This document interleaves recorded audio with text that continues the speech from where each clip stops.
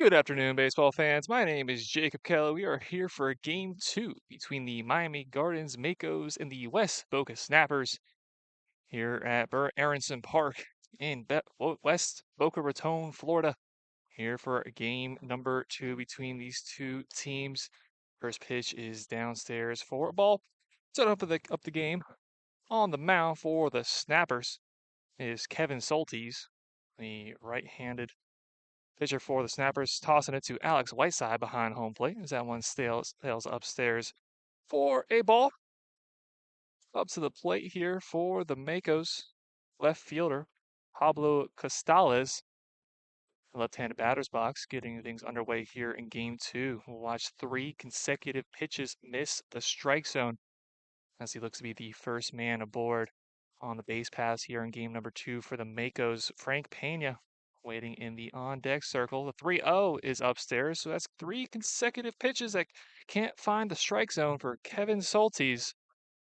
Even the free pass for the left fielder of the Makos. So he takes first base. We'll introduce you to the starting lineups today for, again, game number two for the Makos as Frank Pena steps up to the dish, first baseman. Watches the first pitch from Soltis, and Soltis cannot find the strike zone yet. 5 consecutive balls to open up the game for the righty. Frank Pena in the 2-hole, followed by Marcus Gonzalez, Justin Mercado, Chris Perez, Jack Apagar,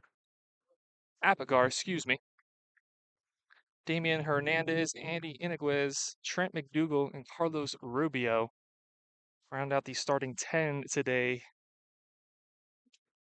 for the Makos. Soltis checks back the runner in Gonzalez.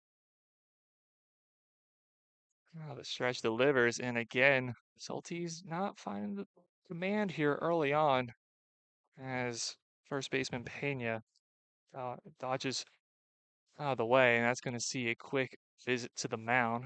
While we do that, I'll introduce you to the defensive alignment of our snappers here in game two.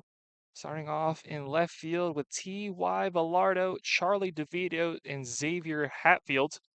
Rounding out the outfield, third to first, we see Nick Edisis, Colin Sloan, Chris DePrima, and Ethan Strakowski. Soltis on the mound. Whiteside will be the man behind home plate. It was a 7-5 victory for the Makos in game number one. Snappers got on the board first, and then the Makos responded with 6 runs in the second and third innings. Snappers made it a ball game, 2 in each of the fourth and fifth innings, but the winning run in the top of the sixth by the Makos, rather the run that extended it to a 7-run game. 7 runs, 5 hits, 3 errors for the Makos. As finally find the strike zone does Soltis. 5 runs, 8 hits, 2 errors for the Snappers. Makos now improved to a 3-1 start of the season. Snappers looking for win number 2 as this one is sent into left field, giving chase as Villardo looks like he'll have enough room coming together. Actually, is DeVito over, and he drops it. That one falls in between the left and center fielders. Miscommunication out in left field by Villardo and DeVito. And that's going to see 2 runners here in scoring position now for the Makos as they look to sweep the day, getting off on the right foot.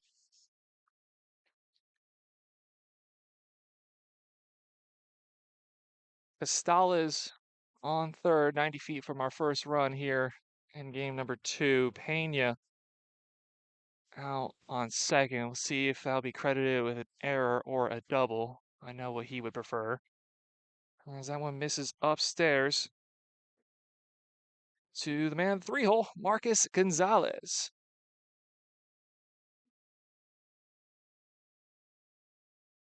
That one misses. 2-0 count for the shortstop today for the Makos. Gonzalez, stop me if you've heard this before, out of St. Thomas University. You look up and down this roster, and it really is the St. Thomas Makos. as Gonzalez, 5'9", buck 75, right-handed shortstop, freshman out of Miami, Florida. Very common theme. Miami native St. Thomas University athletes, as this one is sent into shallow left field. Raining over is Sloan, and he'll grab it for the first out of the ball game.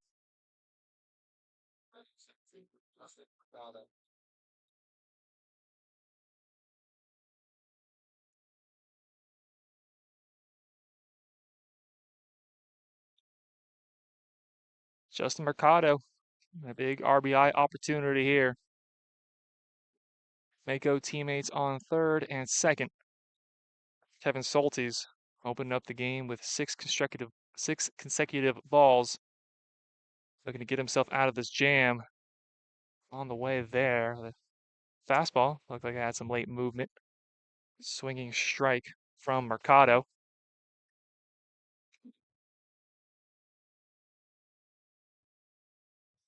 Mercado in a gap year as he sends one down the line at third. Charging in is Adizes. He goes over to first. Throw takes the first baseman Shirkowski a little off the bag, but he's able to corral and get the second out. Trading out for a run there. Do the Makos and Snappers as Miami Gardens Makos first on the board here in game number 2. Snappers were able to get on the board in the bottom of the first. In game number 1, it's the Makos' turn to put up some early offense. So 2 outs, 1 man left on the base paths. That is Frank Pena. That one misses outside to the catcher here in game number 2, Chris Perez.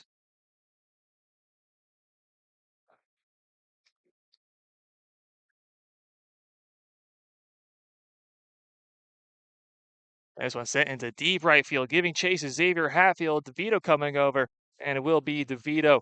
That gets a glove on it for out number 3. So the Makos strike with 1, taking an early 1-0 lead as they look to sweep the day. 7-5 ball game our first time around here at Burt Aronson Park. Jacob Kelly on the call. We'll be back for the bottom of the first inning.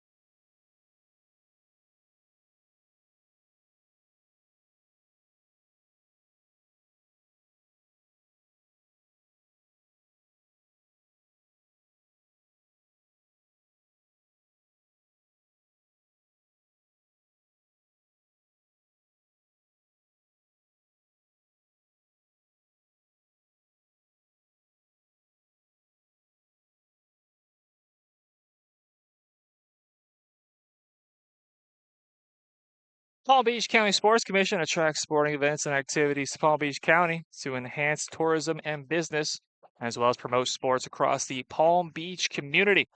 The PBCSC provides venues to promote the image of Palm Beach County as a top sports destination in the country. Thank you to the Palm Beach County Sports Commission for being a top sponsor of the SFCBL 1-0 ball game. There's an RBI ground out off the bat of Justin Mercado that set the Makos up here as we roll into the bottom of the first inning. Nelson Perez takes the mound in game number 2.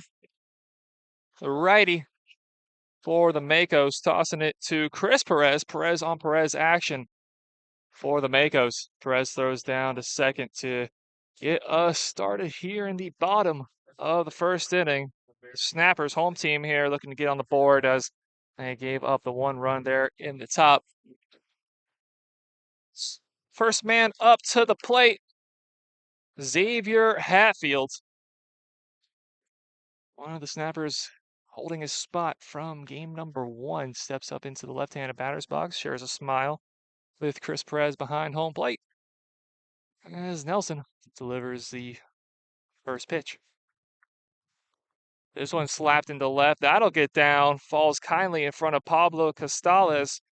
So Xavier Hatfield getting on one pitch, one hit. Hatfield marches over to first. Nelson Perez. I keep saying it's St. Thomas University through and through. He is one of the few members of this Makos squad that sees his collegiate ball played elsewhere. He is from Miami, Florida. A whole lot of South Florida on this Makos roster. His college ball is over at as Mercy University. It's just autopilot at this point. As that one gets past Chris Perez and advancing 90 feet on the play is Hatfield. Overcast skies, not a hint of blue to be seen. You're fighting the entire first broadcast to try to get the color settings correct, as we don't really know what we're dealing with until we show up. So apologies for the technical difficulties we saw in game 1. It's a one-man show. Myself, Jacob Kelly, went from producer to broadcaster. So this is going to be a fun one. Fun ride for all of us here in game number 2. Check swing. Did he go? He did not. Confirmation from our second base umpire for Charlie DeVito. DeVito was a substitution in game number 1. He starts this one off in center field with his outfield partner, looking him dead in the eyes across the diamond. That one nearly gets a piece of him. That'll be ball 4. Not quite the easy way. DeVito ducking for cover. He'll get to advance 90 feet on the play. Xavier Hatfield and Charlie DeVito both getting on board. First 2 men of the Makos getting on the base pass. Same could be said here for the Snappers. Hatfield second, DeVito now on first as he strips the gear. Ethan Sherkowski, starting first baseman in the 3-hole, has a man in scoring position. Perez checks back at Hatfield. Base runners dance towards the next bases. Throw down to first. Not in time. Chris Perez comes up throwing. DeVito just able to get back to the bag in time. Got to clean himself off. Looked like he did something now. He got a little bit of dirt on the jersey. Was always taught by my dad, make sure you get dirty. Make sure you look like you did something before you come home. Unable to hold back does Strakowski, and heads up base running by Hatfield as he's able to snag a bag and get even dirtier himself. So now runners on the corners for Strakowski. We've seen Hatfield, DeVito, now Strakowski, Colin Sloan, T.Y. Villardo, William Bavardo, Samuel Camacho Jr., Nick Odysseus, Chris DePrima, and Alex Whiteside, the 10 for the Snappers. Maybe swung on a ball there. Toss to second is in time. The throw over to first gets him as an RBI. 6-4-3 double play. Snappers equal their run total from the first inning in game number 1. As Strakowski brings in the RBI to even this one up. Number 16, Colin Sloan.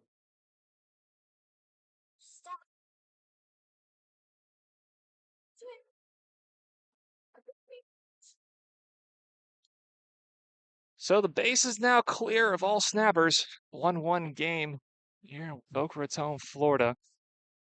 Nothing to work with for the shortstop Colin Sloan as he sees that one roll back to the backstop, getting past Chris Perez. Next man up would be T.Y. Villardo, who comes over to retrieve the loose baseball.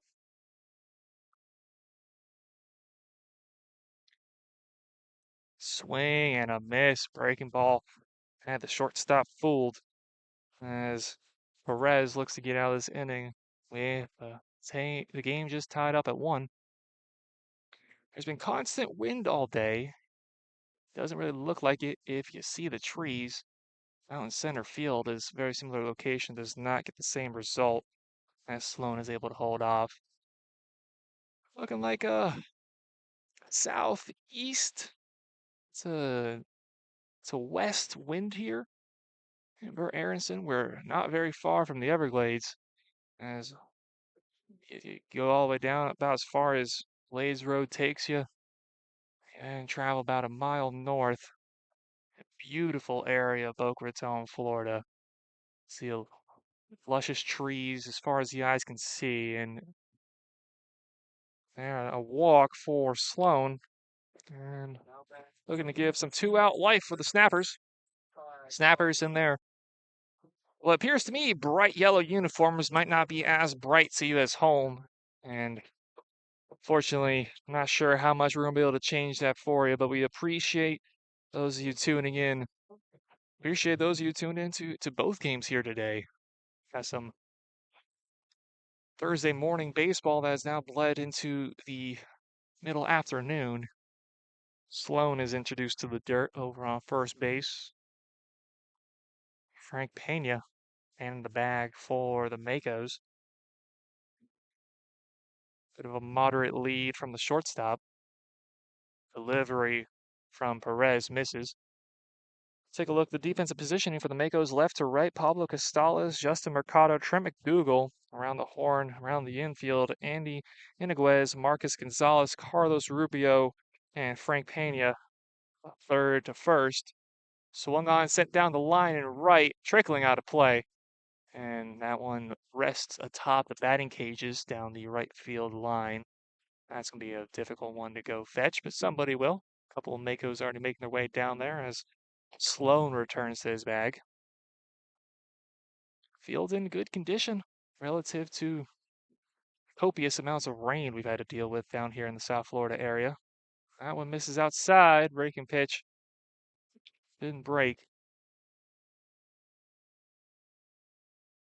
William Bavaro be up next, designated hitter. If Velardo is able to extend the inning. Delivery from Perez. That one gets past Perez.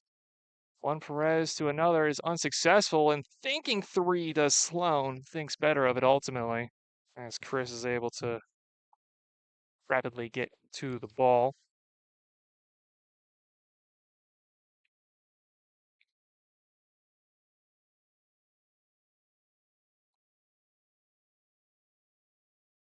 We got turtles present, we got sharks present, we got birds singing around the park present. Beautiful day here. Pitch swung on, set down the line again and right.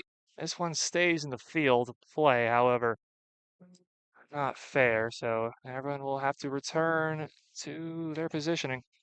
Full count here for Velardo as he's looking to extend the inning. He's certainly extending this battle with Nelson Perez. 3-2, two men gone, one run already crossed for the Snappers. 3-2. That one sent almost over the head of the second baseman. Rubio's able to get a glove on it. No play at first. Saving a run, though, does Carlos Rubio. Advancing 90 feet on the play is Sloan. So runners on the corners for the Snappers, looking to continue the action here in the bottom of the first. William Bavaro's turn. Past the halfway point in this batting order for the Snappers, designated hitter. Both teams with their designated hitters and extra hitters lined up back to back in the middle of the order. Chris Perez able to drop to his knees and keep that ball in front of him. Excellent play by Carlos Rubio over there on second. Unable to secure the ball for the out, but certainly stopping a run as Sloan can move on the base paths. If that one got down, that's certainly going to be a 2-1 game for the Snappers. This one sent back, just missing our friends and family at home. Got our camera here positioned about behind home plate as we could get it.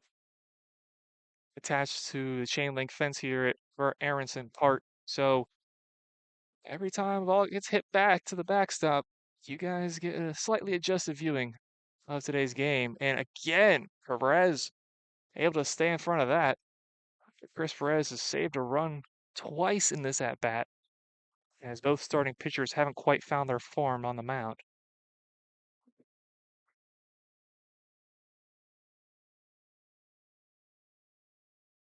3 balls, no strikes.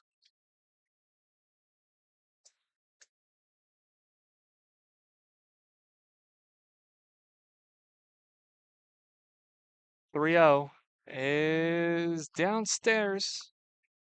Well, looks like we had it scored differently here.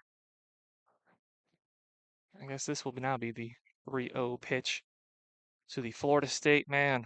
Freshman from Lake Worth, Florida. Not too long of a drive over here, Lake Worth, Boca Raton, for the freshman Bavaro.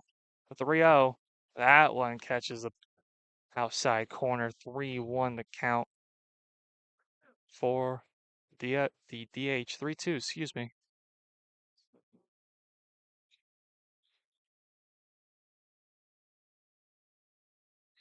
Almost no lead from Sloan over on third.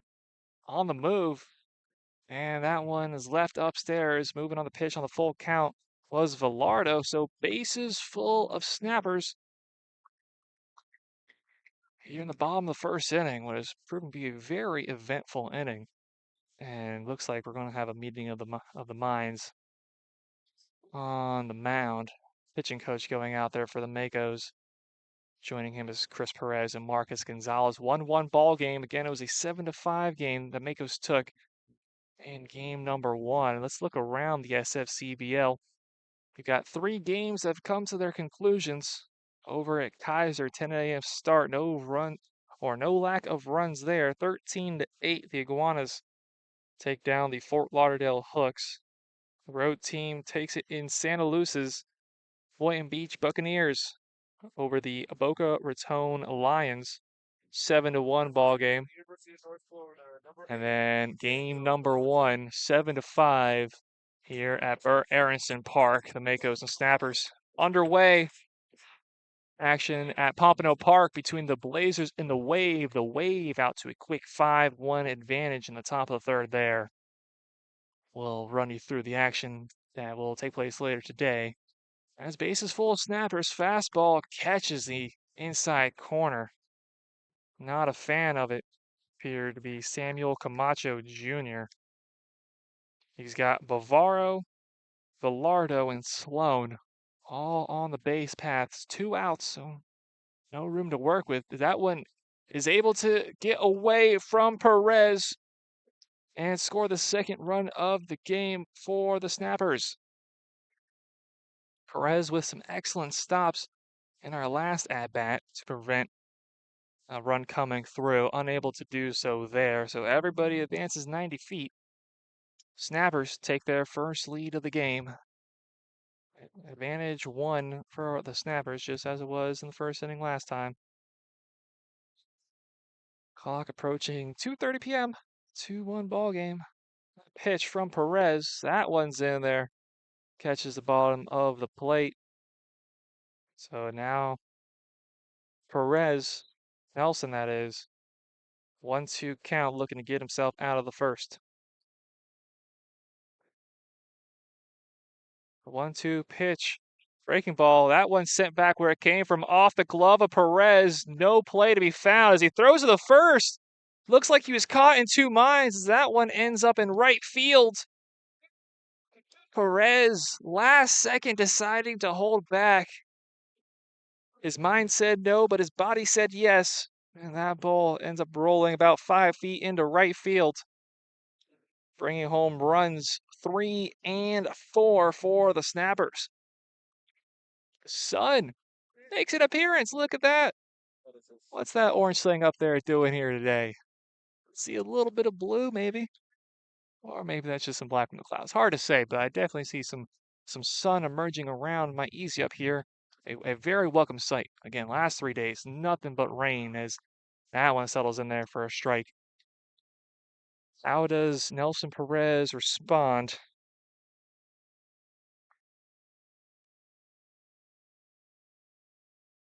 4-1 ball game as he was Unable to hold back on that throw to first. Fastball misses upstairs. 1-1 the count. Thank all of you guys tuning in here again today. Beautiful Burt Aronson Park. Great family-friendly park. You got so many activities you can be done here. Nice hiking trails, countless baseball fields, a swimming complex about a half-mile south.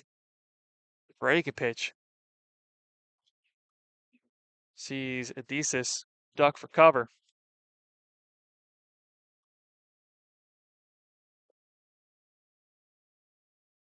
Ekadesis, third baseman, number 6, with the highlighter pink bat two-tone blending to the top of the barrel. That one's in the dirt, and again, unable to keep it in front of him is Chris Perez, and altering your view at home. Does that pass ball? Don't worry, guys, I got it.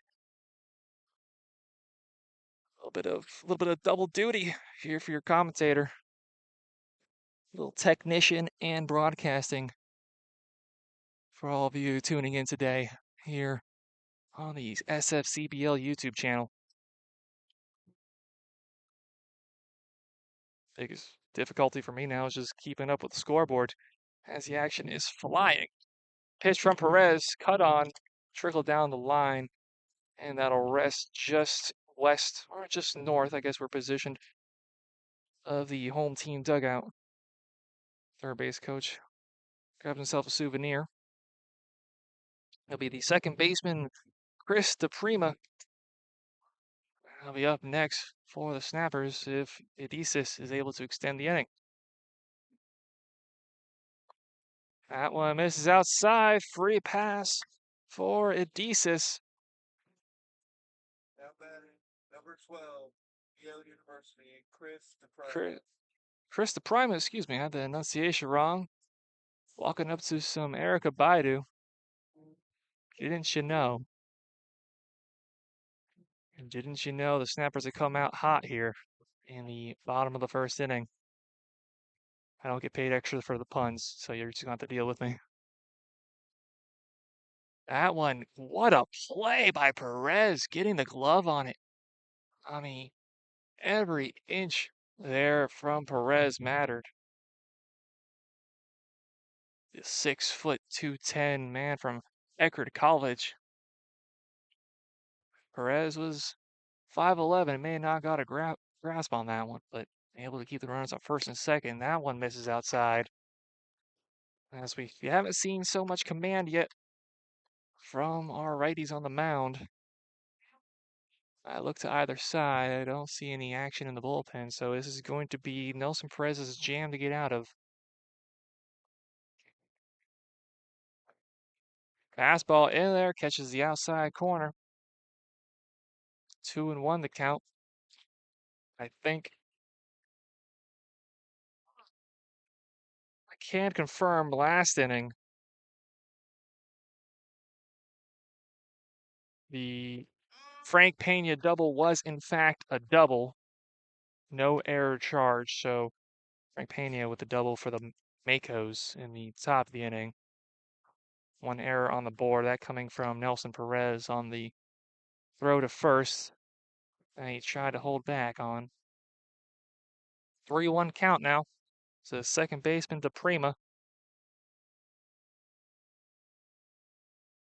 The Yale University product watches that one miss downstairs. Walk number 4 for Perez. Still waiting on our first strikeout of the game. As we round out the lineup for the Snappers, Alex Whiteside now will take his turn. He's got to strip the gear. And it's a bit of a double-edged sword there for Whiteside. On one hand, you've already got the catcher's gear on, ready to go up to your defensive positioning, but now a beautiful RBI opportunity for 10-hole hitting number 9, Alex Whiteside, ducks underneath that one. Dyersburg State Community College. We've had quite a few Dyersburg products, a great relationship between Dyersburg State Community and the South Florida Collegiate League. The 1-0 there goes over the heart of the plate, 1-1. Alex Whiteside, sophomore, out of Marietta, Georgia, from the South, not quite South Florida, can really blow this game open with one swing of the bat for the Snappers. 1-1. That one sent to second, corralled by Rubio. Toss to first is in time as a long first inning has finally come to a close. 4-1, the West Boca Snappers looking to take game number 2 after following in our opener. Jacob Kelly here on the call for the South Florida Collegiate League YouTube channel. We thank all of you tuning in today. At Marriott Spring Hill and Town Place Suites, we know that part of a great vacation is the peace of mind that comes from a great hotel. That's why we are dedicated to provide an excellent experience that stands above the rest. Whether it be our comfortable beds, poolside relaxation, or our courteous staff, we ensure you will get the best out of us so you can enjoy your travels with ease. Marriott Spring Hill and Town Place Suites, the SFCBL's preferred hotel providers. 4-1 ball game. We'll be right back.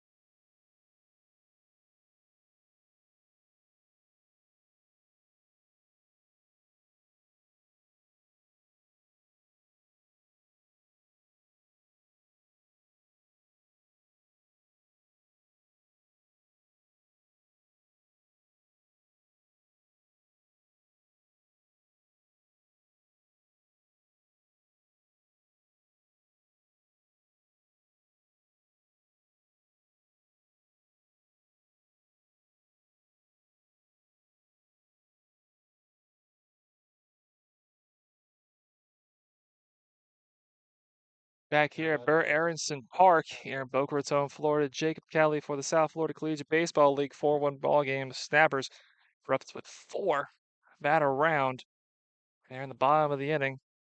Makos were able to get one across of their own in the first. It was Justin Mercado, RBI 5-3 putout. That saw Pablo Costales get around home after walking. We got 5, 6, 7, or excuse me, 6, 7, 8 through the batting lineup for the Makos as that one sent towards the Snappers dugout. It is Jack Apgar, Damian Hernandez, and Andy Iniguez, extra hitter, designated hitter, and third baseman due up for the Makos out of Miami Gardens. Fastball doesn't quite grab the zone.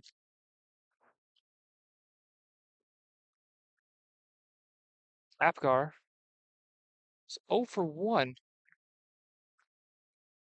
in the opener as this one is sent into left, and watch out for the bullpen. Couple of Makos down there. We got a right-handed reliever throwing. We got a catcher. We got a heads-up man. And last second, the heads-up man did his job and sent his teammates for cover. No harm, no foul as breaking pitch just trickles off the plate.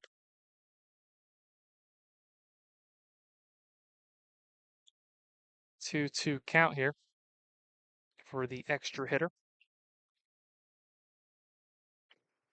Apgar nearly friendly fire again as his coach does the limbo down there at third base. give you one guess where Jack Apgar is from. It rhymes with St. Bomas University. The 2-2 swung on, swung through, strike three. As Soltis bags his first strikeout of the day. Score charts at home, forward K for the righty on the mound for the Snappers. Bergen Community College Jr. out of Wayne, New Jersey is Kevin Soltis. This is his second appearance. This is his first appearance in a game that's going to officially count. Of course, all of our opening day action were considered non-conference games, essentially exhibitions, as your commentator slash technician is going to have to go do some work yet again and also hit his head on the easy up. Love my job.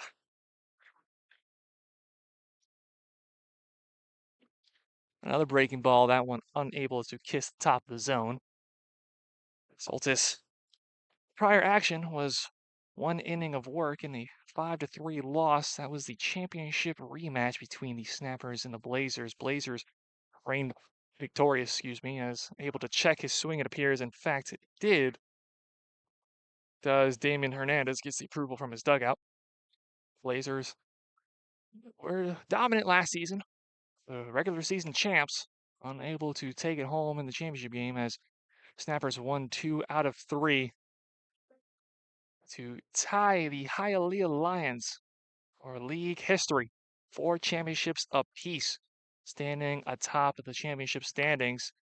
Maybe he could have held off on that one. That one trickles out of play and smacks across the pavilion behind me. In that opener, again, 1 innings pitch, 2 strikeouts. I face 3 Blazers. This is Soltis. Beautiful day. Thank you to all that came out to that opening day. As this one is sent into center field, that'll fall in front of DeVito. So a 1-out single for the designated hitter Damian Hernandez. So we've run through our guaranteed allotment of Makos for the inning. Apgar struck out swinging, opening it up. Damian Hernandez is the sun is really fighting cloud coverage here today, trying to make its way through. Very inconsistent lighting today. One thing is certainly consistent is the wind. That's been spiraling all day. As this one sent deep into left field, maybe getting a little bit underneath it, giving chase. Does left fielder Velardo. He snags out number 2. Had the power, just not the angle. As Iniguez will take the long march back to the dugout. Home run power, no doubt, from the third baseman. 2 outs, 1 on the base paths for Trent McDougal.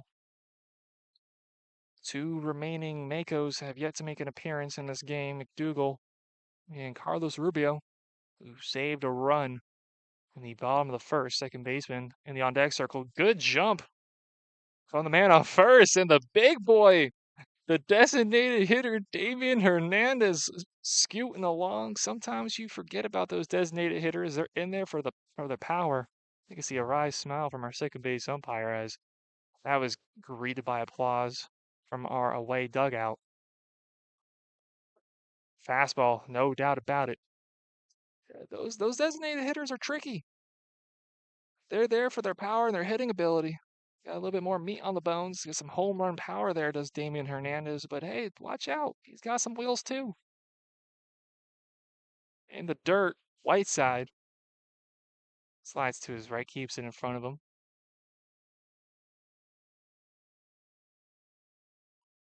2-1 count, 2 gone. And the top of the second inning, Kevin Soltis in his second inning work, trying to get out of the inning unscathed. Checks the runner, and he wanted it. This one's sent down the line to third. Damian Hernandez, he's got the itch. You let a big boy run, and you just might find yourself a perennial base stealer, or maybe at least in his mind. And this comes from a rather large man myself, all 6'6". Let's tell everybody I'm only 250. It's probably closer to 260. Us big boys can scoot if you let us, especially when no one sees it coming. Soltis checking on him. He's respecting it. Hernandez out there on second. That's just something extra to think about for Soltis now. You think that you're safe with Damon Hernandez on base. Not so fast as the designated hitter.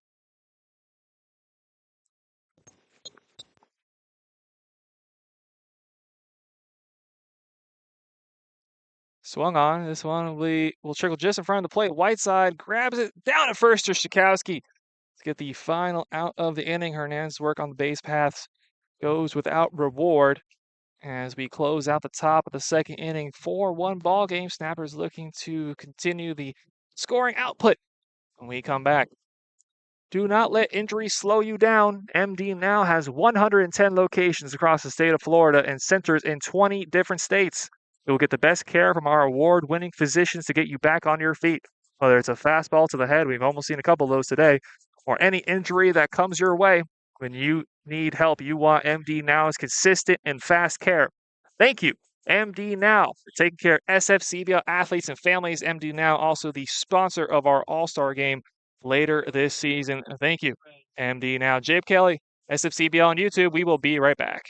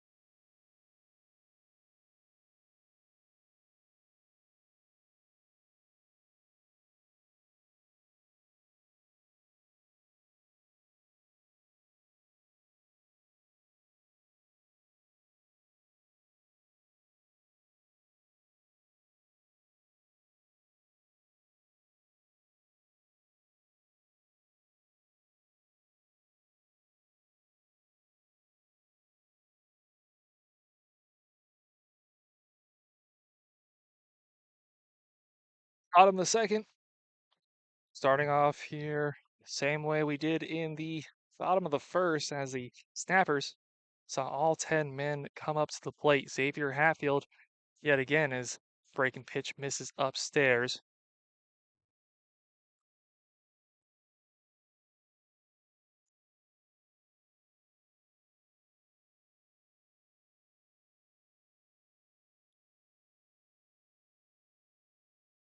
Looks like on the mound, it's Blake Perez. I'm not sure if I was calling that wrong this whole time or there was a pitching change. I'm sure y'all at home were able to see that better than I did as I had to venture away from Mike for just a second. I believe I had it correct. I believe that is just a straight change. So that is Blake Perez. You have no idea where he's from, I'm sure. Blake Perez from St. Thomas University.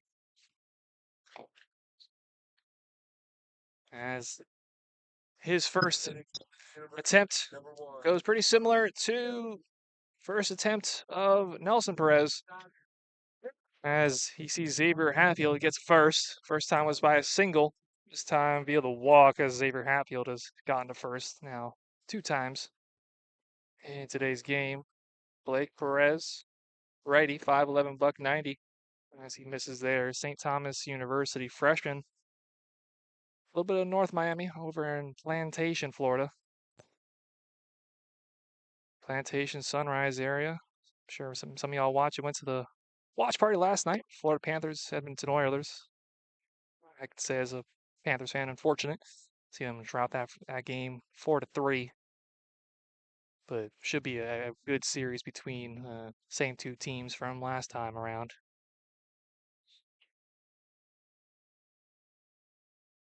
Perez to DeVito, DeVito to third, 5-4. Nope, just kidding. That one sails in the right, gets away from the second baseman Rubio, as that will go down as an error. So we didn't get an error on,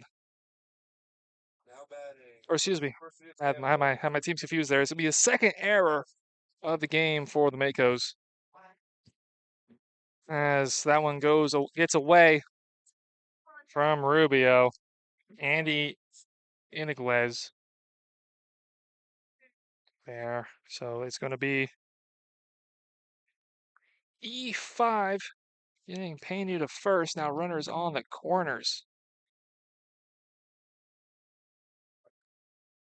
for Ethan Strakowski. Strakowski brought home the first run of the game for the Snappers in the first, a 6-4-3 double play, bringing home Hatfield. On the move is DeVito. Throw down is low. Tag is not in time. And coming home is Hatfield. Heads up base running from the Snappers. That's a tough situation to be in if you're Chris Perez, because you absolutely do not want two men in scoring position with nobody out.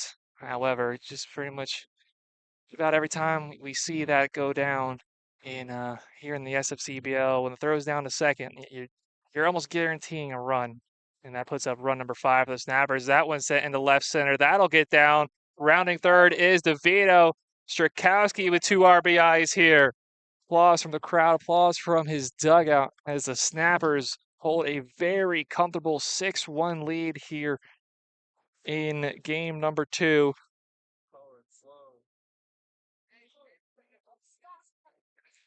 Hatfield and DeVito both coming around to score here in the inning. Hatfield scored now twice, 2 runs for Hatfield, 1 for DeVito, as he was the first half of the 6-4-3 double play, which saw his right fielder Hatfield come home score. Breaking ball can't quite kiss the top of the zone. 1-0 the count, opening up to Colin Sloan. Shortstop walked, eventually scored in the first inning. Downstairs, and Blake Perez hasn't fared much better than Nelson here in the second inning.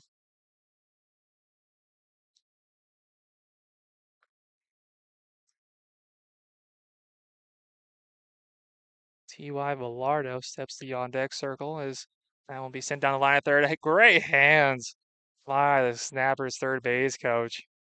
Able to snag that with the right bare hand. Bunch of smiles over by the home dugout.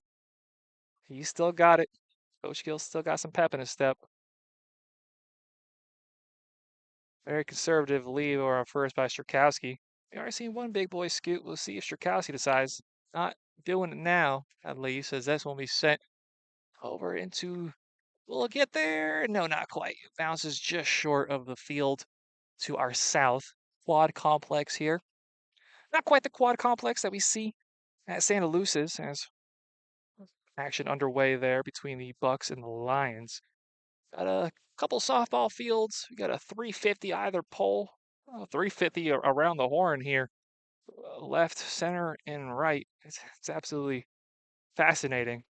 I could say this as a confident Yankees fan, that we got most of our fields here in the SFCBL have a right field pole shorter than the one you find there in Yankee stadiums. That was sent down the left field line. That will fall just foul. Uh, the best speed in the base paths with Strakowski, so it would have been interesting to see if he would have been able to venture all the way from first, bringing home the 7th run of the game. Yeah, look over my shoulder. We got 300 feet foul poles to our south, to our west, only 200. If you got some friends, you want to play some pickup baseball, that's probably the field to do it. This one again sent down the line at third, and again the great hands from our third base coach, and the applause continues from the Snappers dugout. It's a fun day at the field. We got a decent crowd here trying to stay as cool as they can. Most of the patrons here have found shade one way or another, whether it be umbrellas, whether it be the canopies on the field behind us, whether it be the press box behind me, or whether it be my easy up that I've somehow makeshift put together. From the University of North Florida, number 31. I swear you need a PhD just to figure out how to open up this thing, but we got it. Walk back to the dugout. Does Sloan, first strikeout of the outing for Blake Perez. 0 for 1 now is Colin Sloan. 1 for 1. T.Y. Villardo steps up to the plate. And on first pitch swinging. Looks like a changeup there out of the hand of Perez. Only one gone for the Snappers here in the bottom of the second inning. 4 in the first, 2 now here in the second.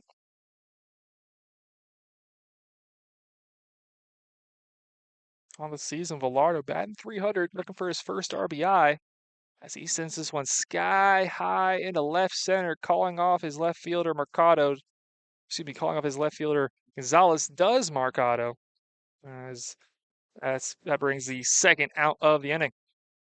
Now hitting from Florida State University, number 11, William Bavaro.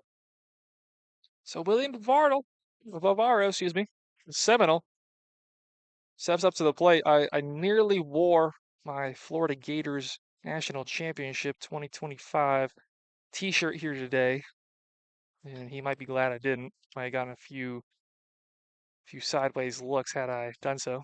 Go Gators. Fastball. That one misses. 1-0 the count. Seminole walked his first time around.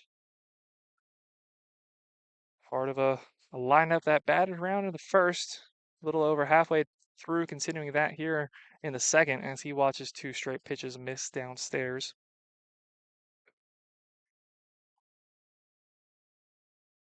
Bavaro,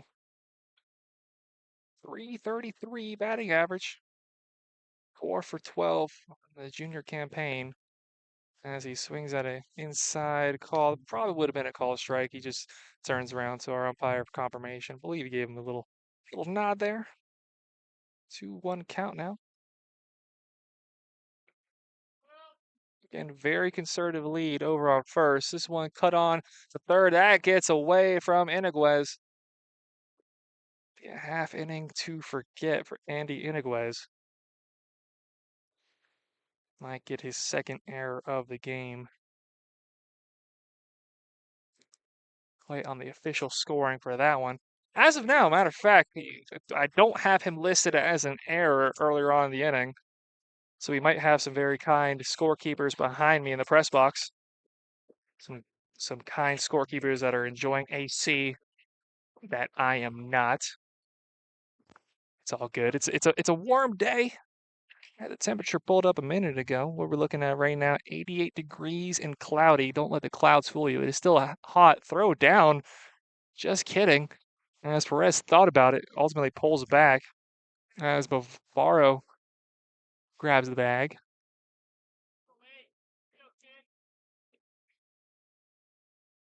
Runners now on second and third. Again, we're trying to keep up with the scoreboard. Just hard to do so with a one-man production here. That one nearly catches you guys. I mean, that was about as close as we've gotten on the season from taking out our lovely Logitech webcam back here. Logitech C920, bringing you your viewing experience. If that means anything to you tech guys. 88 degrees and cloudy. Is that one skied up? Out of play. 88 degrees. Nope. No precipitation. That's a word I always struggle with. Yet today, 64% humidity on the day. Should be a full day of action here in the SFCBL. Had quite a few rainouts as this one is sent to third. Opportunity for Iniguez to make up for his previous error. And I believe that one took our first baseman, Frank Pena, off the bag.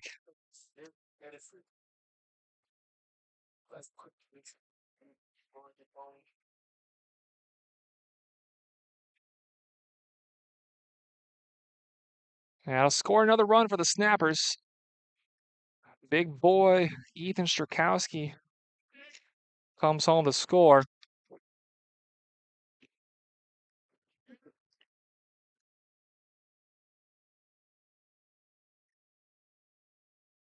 We'll see the scoring on that.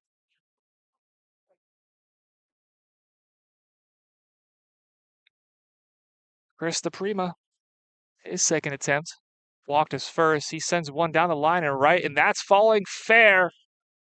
A very slow rolling ball coming over to retrieve as McDougal advancing into second. Head for a slide. Throw is in time. Trent McDougal comes up firing. Chris DePrima trying to stretch a single into a double. Instead of being runners and two runners in scoring position, we get out of the inning. 7-1 ball game. Snappers comfortably in control. Jake Kelly on the call. We'll be back in just a moment, but let's tell you about Delray's finest signs and graphics who can cover you for your special events. DFS provides SFCBO with banners, team merchandise, and more for our opening day, All-Star Game, playoffs, and all of our big events. They will do the same for you. Lola and her team, located in the heart of Palm Beach community, will have your design and graphics met. All your design needs, go to dfsgraphics.com. Delray's finest signs and graphics.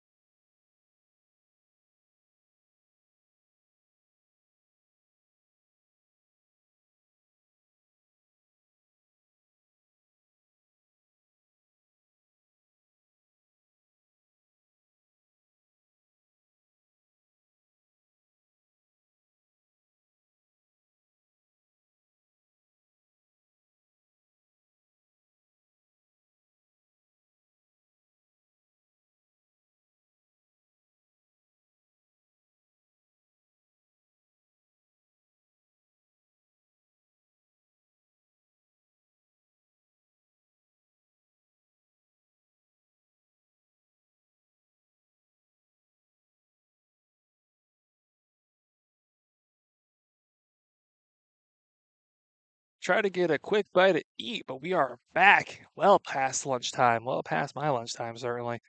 3:02 clock here in game number 2 of our doubleheader. Carlos Rubio, last member of either side, which is yet to pick up the bat. He gets his opportunity here, does the second baseman. 7-1 ball game, 4 in the first 3 in that last inning of play. Oh, excuse me, 8. I missed one. 8-1 ball game, matter of fact. So let me get that corrected for you guys at home. 8-1 ball game, 4 runs each half inning for the Snappers. Well in command here in game 2. Fastball in there. It was anybody's game in game 1. It was a grand slam back in the middle innings that really made the difference, giving the Makos the win, moving them to 3-1 on the season. Fastball in there to the left-handed hitting Rubio.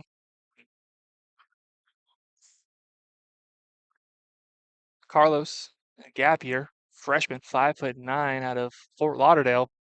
Watches that one miss yet again. Second inning of work third inning of work for Kevin Soltis. Got a lot of baseball here so far today. Still quite a bit left to go. The pitch, that one's sent into left center, giving chase is DeVito and Villardo. Ultimately, it's Villardo who calls off his outfield mate. Got a lot of baseball here today. I already mentioned the games that have come to a close. 3 games. The first of the doubleheader here, of course, went the way of the Makos over in Kaiser, 13-8. The Iguanas over the Hook, 7-1.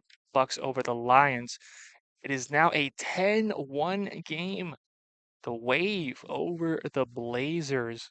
Real coming out party for the Pompano Beach Wave, who are having their first game of the regular season, except for, of course, opening day. They've just had a terrible time with rain over there in Pompano. So they've finally seen their first action, up 10-1. Game 2 of doubleheader between the Bucks and the Lions. Got a few doubleheaders on the slate. That one misses up. 5-0 Buccaneers. Got a doubleheader also in Pompano with the Blazers and the Wave. Game number 2 will be following shortly after they come to a conclusion there. And then just regular standard games. Lilac Park later today, 6 o'clock. Diamond Ducks and X Team. Game being moved all the way from Coconut Creek to Palm Beach Gardens. As we're still seeing some issues over there at the facility trying to take care of with the weather. And then at Little Fenway, new kids on the block. The Palm Beach Gardens Matadors taking on the Delray Beach Lightning later today, 6:15 p.m. That one misses way outside, as that's going to be the second walk of the day for Pablo Costales. Only the second walk of the game from Soltis, both of which to the man at the top of the order, left fielder. Strips the gear, takes his bag. The one out here in the inning, Frank Pena. He gets his second go. It was a two-bagger his first time up. Toss back, keeping the speedy Costales at bay. We'll see how long he stays there, as Makos are in desperate need of runs here.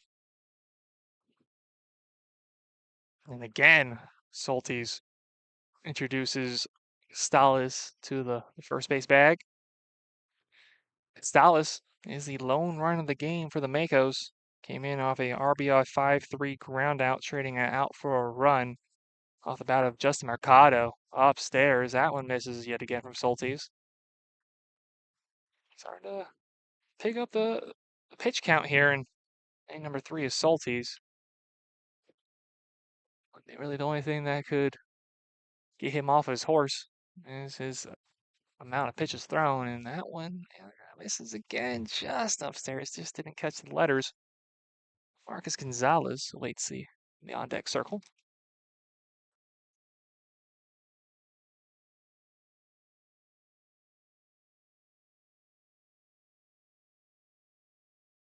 This is upstairs 3-0. Soltis. We saw this from a little bit in the first inning, was able to work through it, only allowing one, and then a very dominant second inning from the right-handed Kevin Soltis. Starting to lose his control here just a bit. Mike Pena was 1 for 2 in game number 1. And this will be the second time getting aboard in the game, third on the day. It's 1 for 2 with an RBI in game number 1. So runners on first and second. And with that, looks like we'll have a meeting of the minds on the plate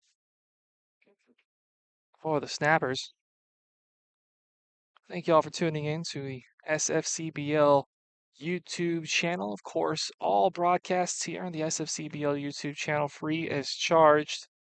We thank all of you taking time out of your busy Thursday afternoon for joining us here today. Looks like we have 11 of you guys tuning in, 50 total throughout the day.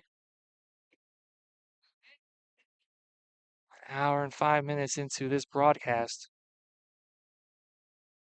So the second to last broadcast of the week, barring changes. There's already been a few changes to the broadcast schedule, which have not been updated on the website. So if you came in today wondering why are we not watching Buccaneers and Lions, had to make some changes, just as we've seen so many changes here in week number 1. That's what got us out here to Burt Aronson Park. That one misses upstairs. To Marcus Gonzalez. Our next broadcast, another morning one, 10 a.m. bright and early over at Spanish River High School between the Diamond Ducks and Extreme. The first look here in the young season for those two teams here on SFCBL YouTube channel. 10 a.m. Saturday. Unless y'all got the day off, tune in. Beautiful venue over there in Spanish River. I think also consider Boca Raton, so quite a few teams located here just off of Glades Road. That'll be Chris Talt, voice you heard on opening day. Second time, or excuse me, the first time he got to commentate the Snappers. Be his second game of the season. This one set in the left, popped out to Velardo. That'll send Marcus Gonzalez packing. Second pop out of the day for Gonzalez, popped out to the shortstop Sloan. Back in the first. You'll see a very similar result, just a little bit extra distance on this one. So, 2 gone, 2 on the base path. Couple of Sharks to work with for Justin Marcato. He already has 1 RBI today.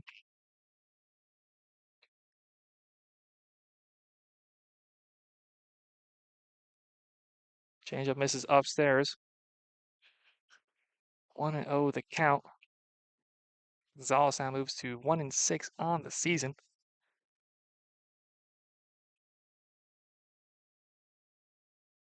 Marcato, 1 for 4.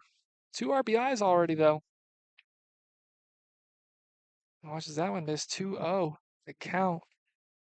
We're able to extend this inning. It'll be the catcher Chris Perez in a very similar situation as counterpart Alec Whiteside was in last inning. On one hand, you've already got the catcher's gear on. On another, you'll have a golden opportunity to pick up some runs here, assuming the Bengals would be in a bases loaded situation. Fastball, middle. Can't catch up to it. Could Marcato, the center fielder. He gives a nod to his third base coach. He knows if he could have got a hold of that one, there was damage to be had. Checking the runner at second does Salties and fires. That misses. Throw down to second is not in time. Alex Whiteside testing our man out on second. That'll be Pablo Costales. Costales kind of shrugs his shoulders. And didn't really particularly see that coming. Didn't appreciate being tested.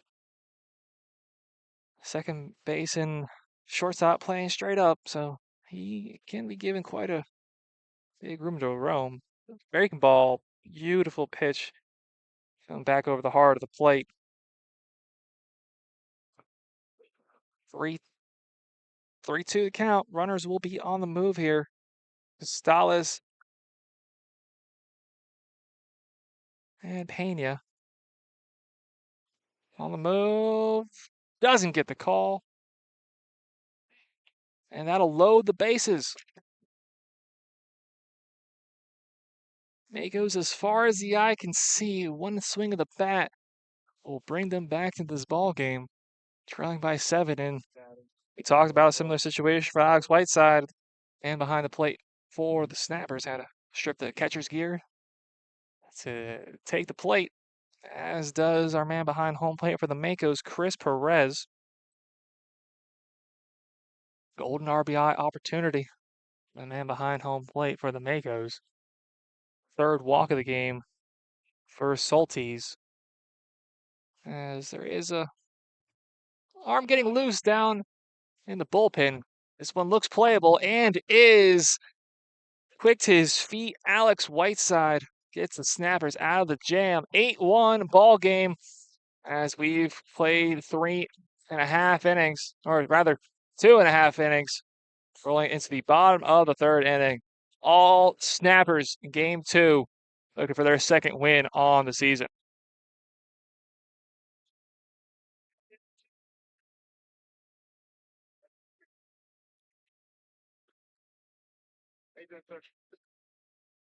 Sorry.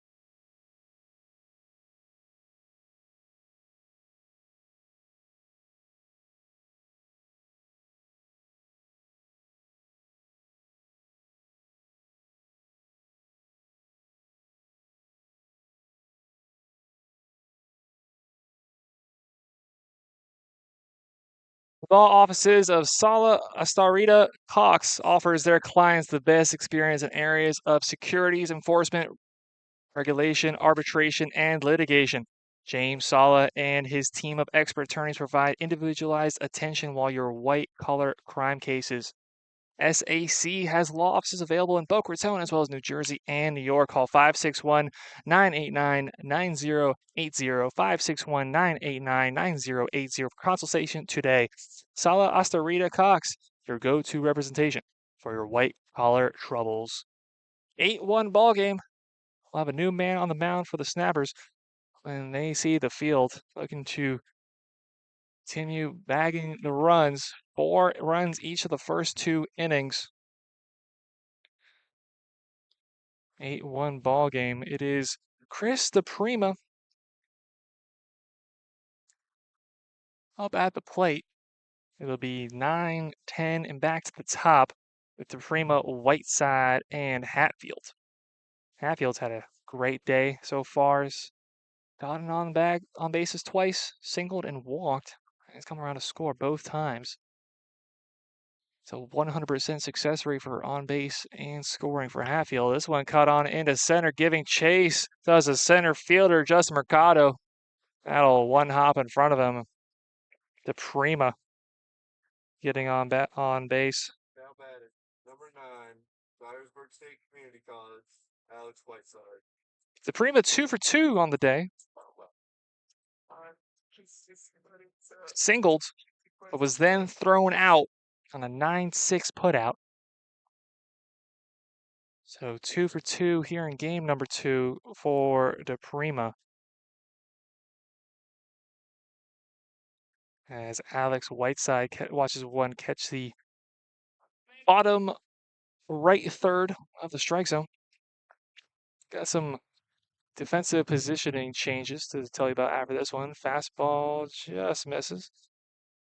Pretty easy. Just a swap directly down the line. Marcus Gonzalez goes from shortstop to second base. Then Carlos Rubio moves from second base to short.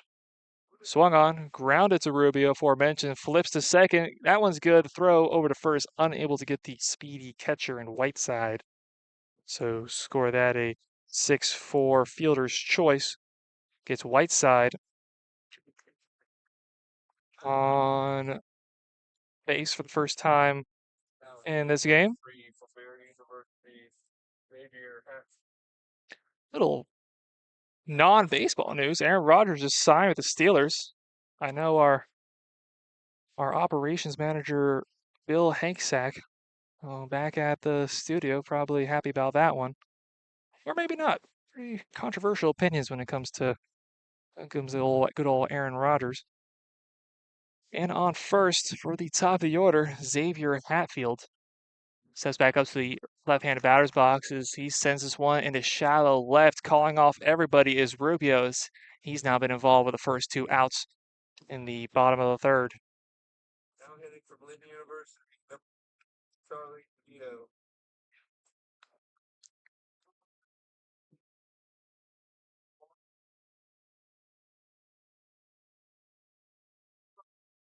DeVito into the right-handed batter's box. He's got Whiteside getting about a pretty conservative lead, moderate lead over at first. That one's in the dirt from Blake Perez.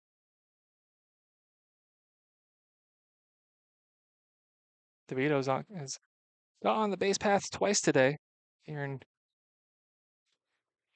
game number 2. He's 1 for 1.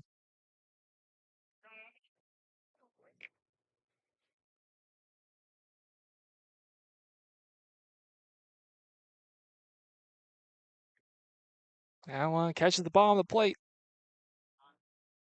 1-2 the count.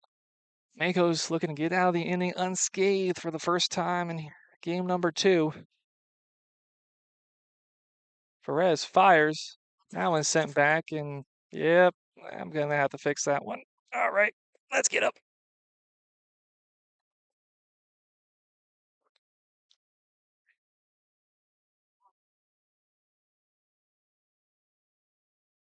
That should be good. 1-2 count still here.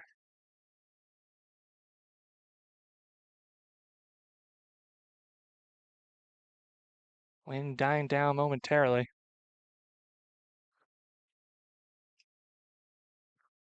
Ethan Strakowski in the on-deck circle. The 1-2. That one just misses downstairs.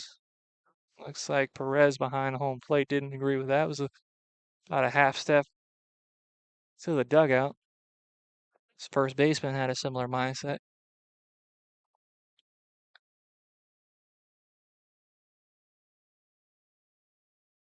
Again with the with the 2-2, and he gets him looking.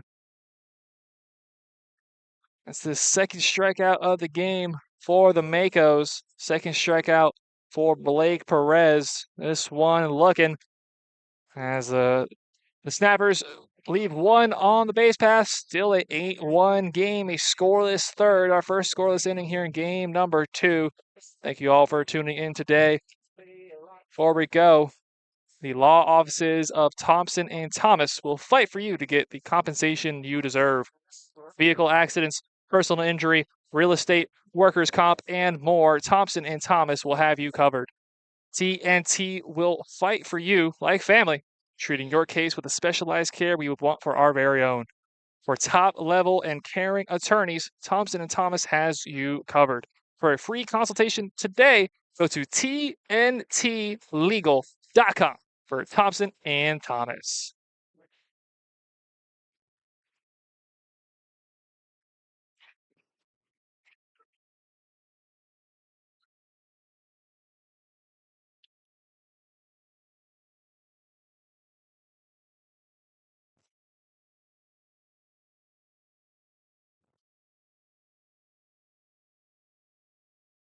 The end of 3 innings, Snappers lead 8-1.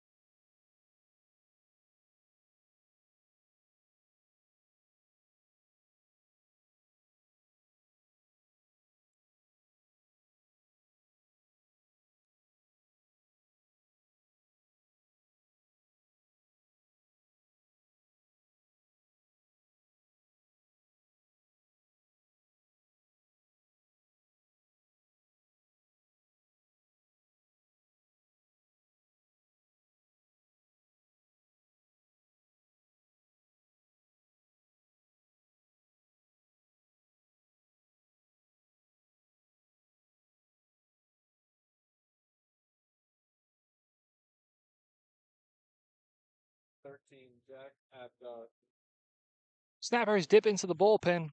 Lefty Jaden Paradoa, excuse me. Senior, 6-foot lefty from Port St. Lucie. My mom currently living up there. Beautiful city. Out of Valdosta State.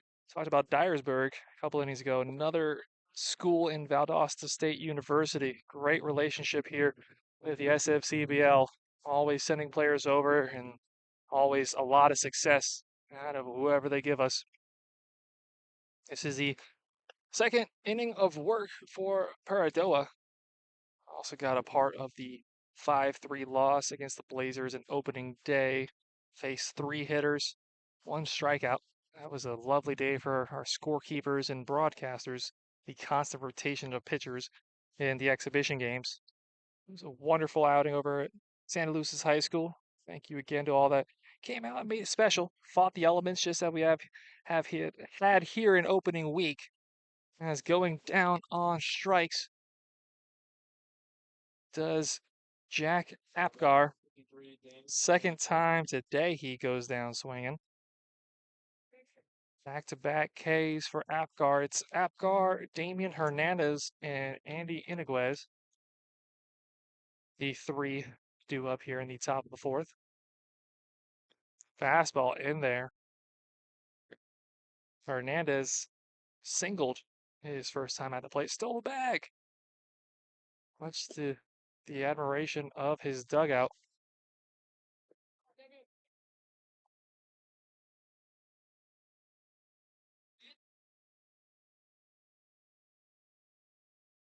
This one sent to third and eats up the third baseman, and Decis fires across in time. Not so speedy. Hernandez goes down there on the 6-3 putout. It was 1 for 3 in the opener, was Hernandez, and now 1 for 2 as he settles back in the dugout. 2 outs on the board. Clean start for Jaden Paradoa. Set down Apgar swinging. Hernandez on a ground out to third, and now Andy Iniguez, the third baseman. He lines one into left. That'll get down in front of Velardo.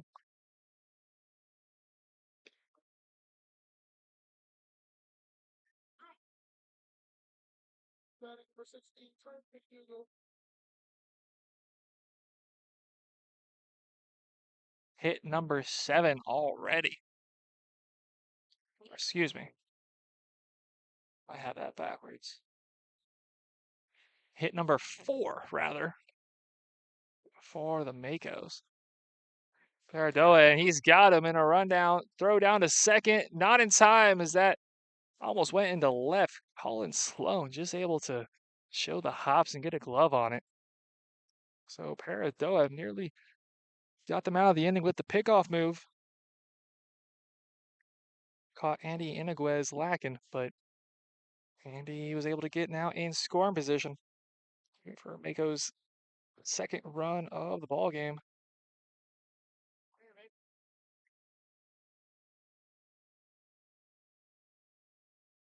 Swung on, swung through for a strike. Now Trent McDougal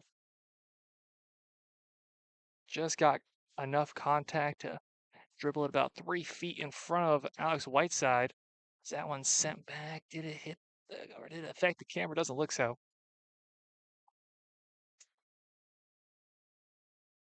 Dribbler in front of Whiteside was thrown down for the final out of the second inning for the Makos.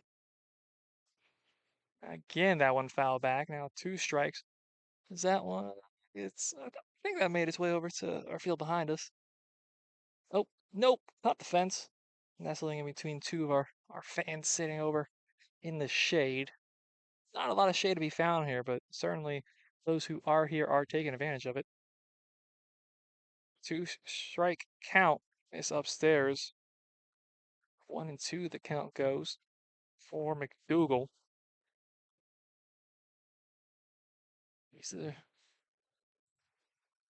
That's 6-7 for Trent McDougal on the season. 1 for 6 so far as a breaking pitch. Oh, what a pitch. McDougal doesn't like it. Call still the same. A absolute peach of a breaking ball from Jaden Paradoa as he and the second base umpire have some conversation. Something. Regardless, we have now played our way into the bottom of the 4th inning. Makos 7-run deficit to come back from.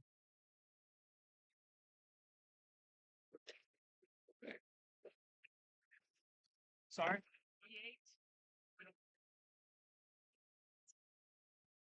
The position change we'll let y'all know about when we come back. 8-1 ball game here at Burt Aronson Park. There's nothing better than leaving the ballpark to get some cold beers, hot chicken wings, and great times with friends and family. The Duck Tavern has been whipping it up for South Florida community for years and is now the official restaurant of the SFCBL. If we aren't sure what's more impressive, the 110 different beers from around the world, or the 20% off that all SFCBL athletes, staff, and family get at the Duck all season long, located at 5901 North Federal Highway. Come on in for good food and good vibes at the Duck Tavern. 8-1 ball game, Jacob Kelly. We'll be right back.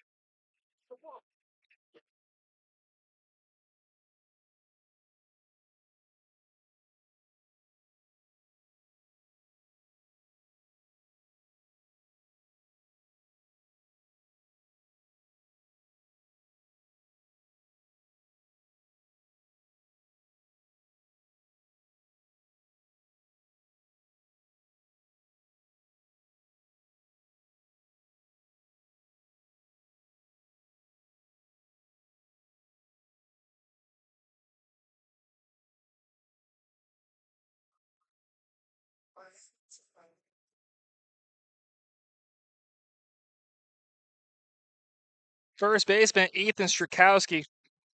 It's the juice of the lineup here. 3, 4, 5. Ethan, followed by Colin Sloan, T.Y. Villardo here in the bottom of the fourth inning. Strakowski's going to have to get an RBI the hard way if he's going to get his third RBI of the game. It was a 6-4-3 double play RBI in the first, followed by an RBI single his next time through. Falls on the count 0-1 here, does the lefty first baseman. This one is sent the other way, and that'll squeeze into the outfield. Thinking extra bases, does Strakowski, and he's going on his horse. A throw into second in time, but it gets away from the second baseman, Marcus Gonzalez. A double for Ethan Strakowski, having himself a game. 2 RBIs, a single, and a double for big number 17. Really carrying the burden here alongside his Snappers teammates as he gets aboard to open up the inning.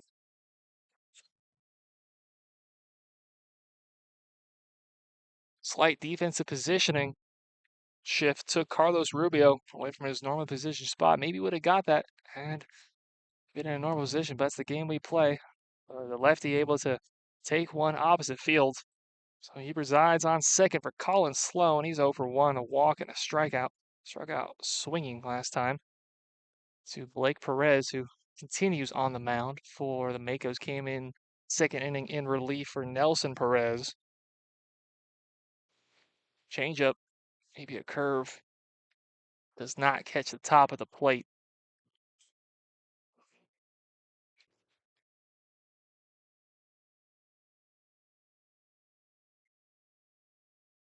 So we got Jack Apgar. Mentioned we had a defensive positioning change. Our third base coach unable to get a hand on that one. Jack Apgar goes behind home plate. That'd be a little EH catcher swap as, if I'm not mistaken, Chris Perez will now go into the extra hitter role. Of course, here in the SFCBL, a 10-man optional lineup. You can bat the traditional 10 if you want, as I believe that got the end of the bat, and indeed it did. 2 umpires conversating about it, and it certainly sounded like that, unless he's magically got some wood in his pinky. Nothing he can do but laugh, as that would have been a free pass for Colin Sloan, as he's got to lock back in now. You think you got a free pass to first, instead you got a strike on the board.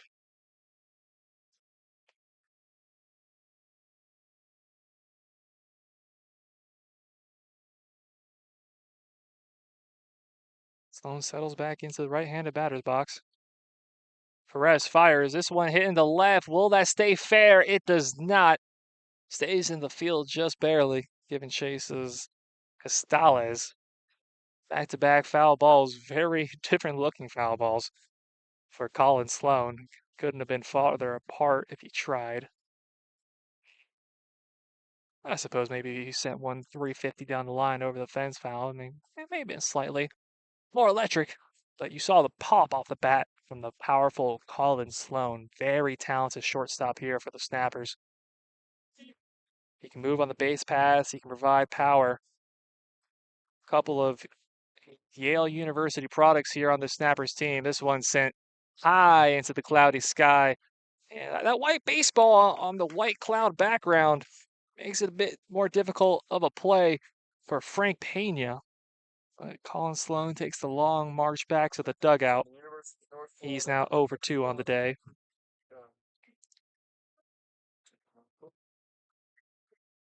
So inning started out, Charlie DeVito struck out looking. Or excuse me, no, inning started out with Ethan Strakowski. His double, and 1 out on the board as Sloan re-enters the dugout. In the dirt in front of it, we've seen some good action by our by our catchers today. Chris Perez for the first few innings. Now Jack Apgar doing so himself. Chris Perez saved a run on a couple occasions.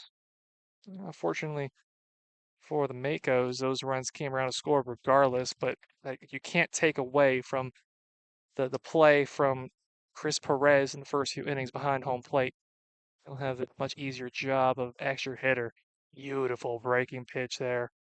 Fools left fielder Ty Villardo. Once he figured out what it was, couldn't take the bat off his shoulders. Blake Perez with a beautiful pitch there after the ball in the dirt. Fastball had some movement on it. Triggles off the plate.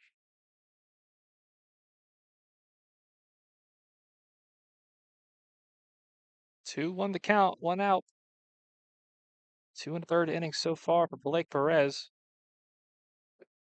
Breaking pitch breaks just a bit too far, evens the count up at 2 apiece. Villardo, 1 for 2, singled back in the first, came around to score, and then he sent one way of Justin Marcato for good old F8 in his last at bat. Ball 4. Again, good play by Jack Apgar. Keep that one in front of him and prevent Strakowski from advancing 90 feet from the 9th run of the game. Strakowski second. T.Y. Villardo on first. And the bat of William Bavaro steps back up.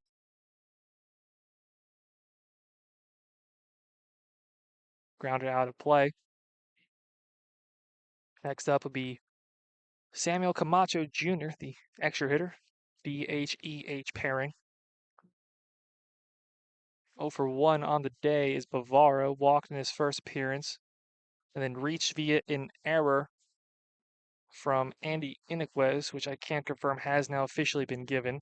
Took some time, but we got that sorted out. 3 errors on the board for the Makos.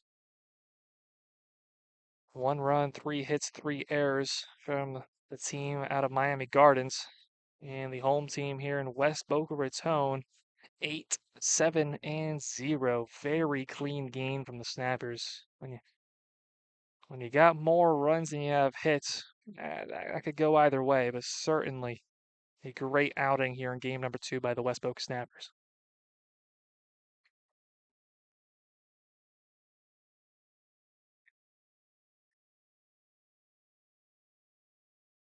On the move is Strakowski.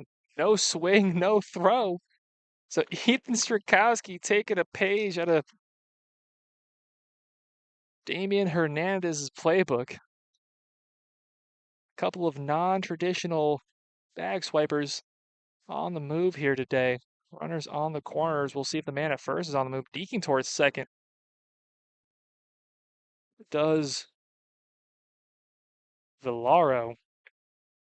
And I'd be surprised if he stays there much longer. We've already seen the Snappers once today try to grab second and then bring the home the run from third. Not a lot of speed on the base pass, though, so maybe in this situation that's not what you look for. And you end up getting there anyways. Second walk of the day, second consecutive walk here. Second walk of the day for Bavaro, second consecutive walk for Perez, and we'll see how much juice there is left to squeeze. And I think that's what will be conversated about right now. We'll step aside for just a moment. The Makos gather on the mound, and it does look like, in fact, we will have a new man on the mound. We'll have that for you when we come back.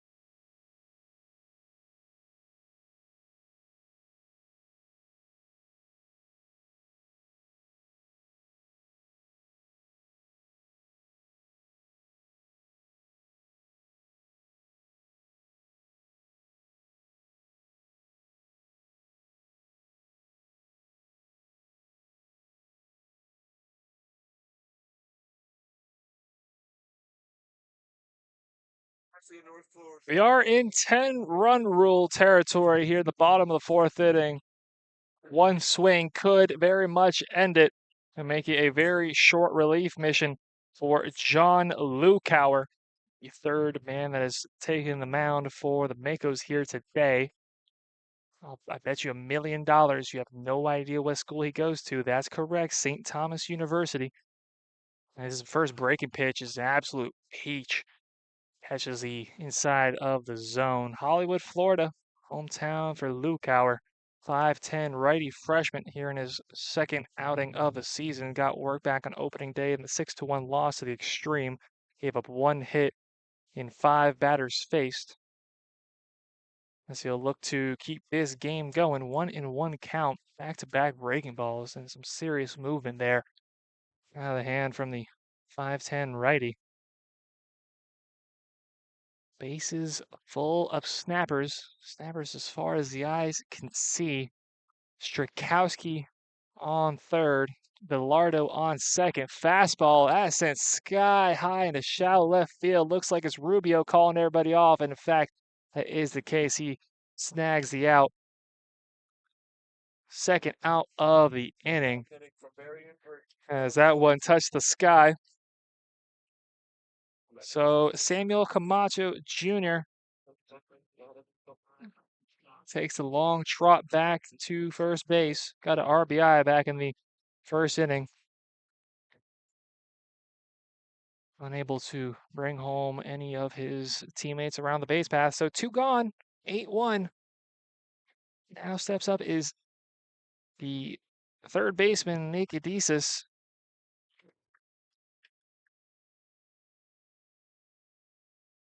Makos trying to extend this one.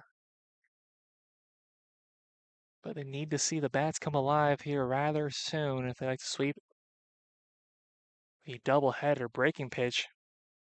Maybe he saw a little bit too much of the plate there, however, unable to capitalize was Adizes.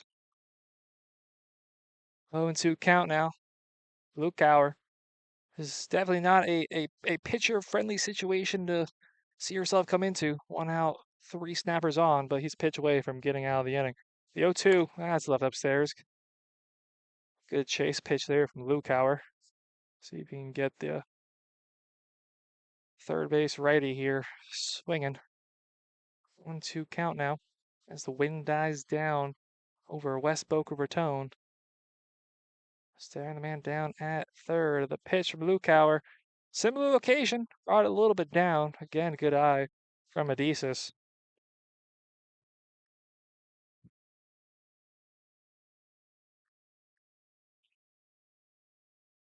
I don't know why Duolingo thinks it's a good time to ask me to learn some High Valyrian right now. 2-2, and that'll get him.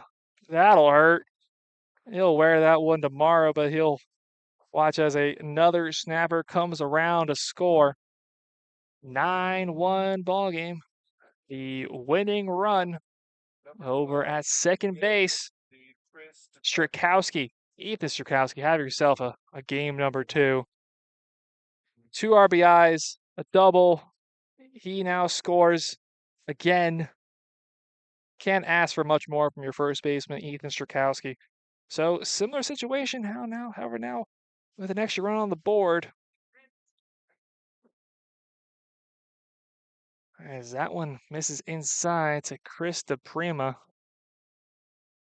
It's a second free pass for Adizes. Different manner than the first. A walk in the first inning.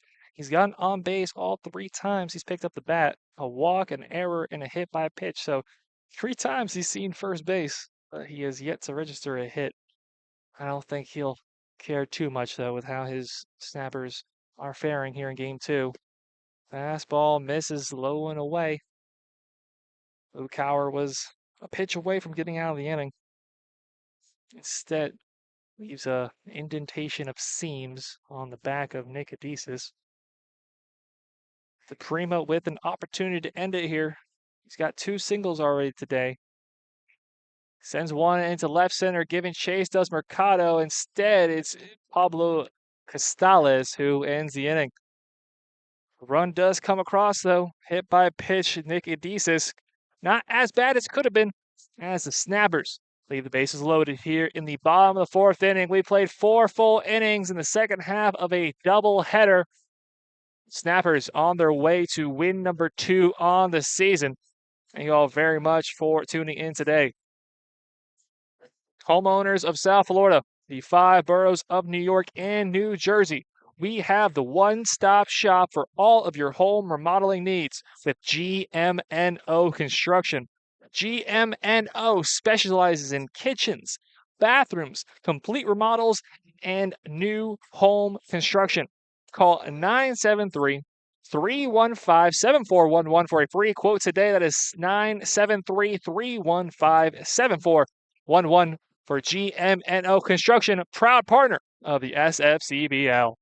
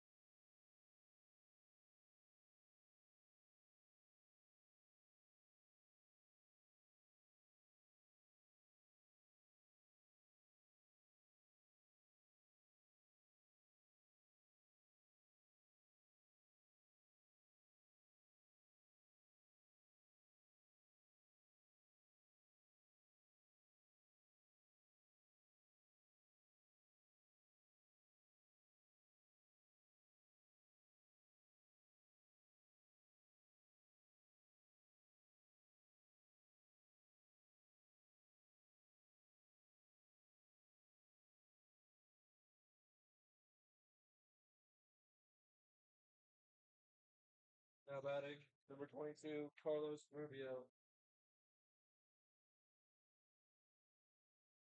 We've played 4 full innings, bottom of the lineup for the Miami Gardens Makos here, due up with Carlos Rubio. Will swing back top with Pablo Gonzalez and Frank Pena, as the Makos are in desperate need of runs quickly. Of course, here the second game of doubleheader, all doubleheaders in the SFCBL, unless otherwise agreed upon, go 7 innings. First game, 7-5 in 7 innings, the way of the Makos. Now here in the fifth of game number 2, 9-1, the way of the Snappers. It's Jaden Paradoa who maintains his spot on the mound. The only lefty arm that we've seen here in game number 2, and that's back-to-back half innings. We've seen a hit by a pitch. It's been about as clean as baseball as you could ask for the Snappers. 1 run all the way back in the top of the first inning that they gave up. RBI from Justin Mercado. So that's the breaks the Makos need. They need base runners however they can get it. I'm sure Rubio would take just about any other way than what he was given there, but a breaking ball to the numbers on the back sees him march down to first. So Costales, who's had a good eye here in game number 2, holds back on some high cheese, 2 walks for number 34, Pablo. He sends one to right. Going back is Hatfield, but that's just about right, Adam. Easy play to make for our right fielder is Zach Hatfield. That's the first time of the game Costales will not hold first base. We get another look now at Frank Pena.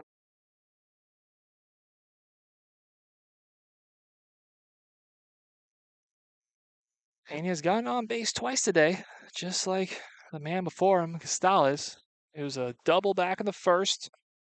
It was the first half of a, excuse me, not the first half, just was left on the base paths as his teammate before him, Costales, scored in the first.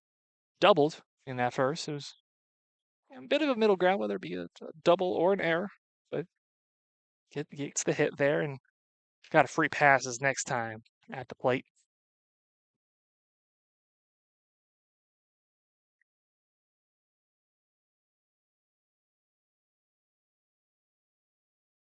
On the move, and the hit and run was on, sending back Velardo, and he gets to it again. This cloud coverage as a throw, it doesn't quite get there in time. The clouds here are just giving these fielders absolute fits.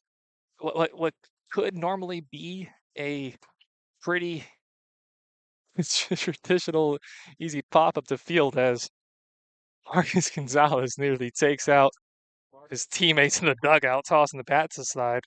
What could normally be a pretty standard pop up with the white clouds, not too many dark clouds, so a lot of fluffy clouds that I have no idea. Is that a cumulus? Is that what it's called? I think I knew that one time. I took a test in 7th grade. The clouds giving fits to the fielders, and they're showing their best out there right now. As Ty Villardo came down with that one. First pitch is a strike, fastball. Catches the outside third, Marcus Gonzalez. 0 for 2, couple pop-ups so far. And a pick. What a move. Jaden Paradoa gets the Snappers out of the inning. He's shown that pickoff move now twice. And all smiles, all pats in the back from his teammates as an absolute excellent move there. That's the experience you get from a senior on the mound, the lefty. He's picked off a guy now twice, able to finish it off there. And finish off the inning. Bottom 5 here in West Boca Raton at Burn Aronson Park. Jacob Kelly for the SFCBL on YouTube.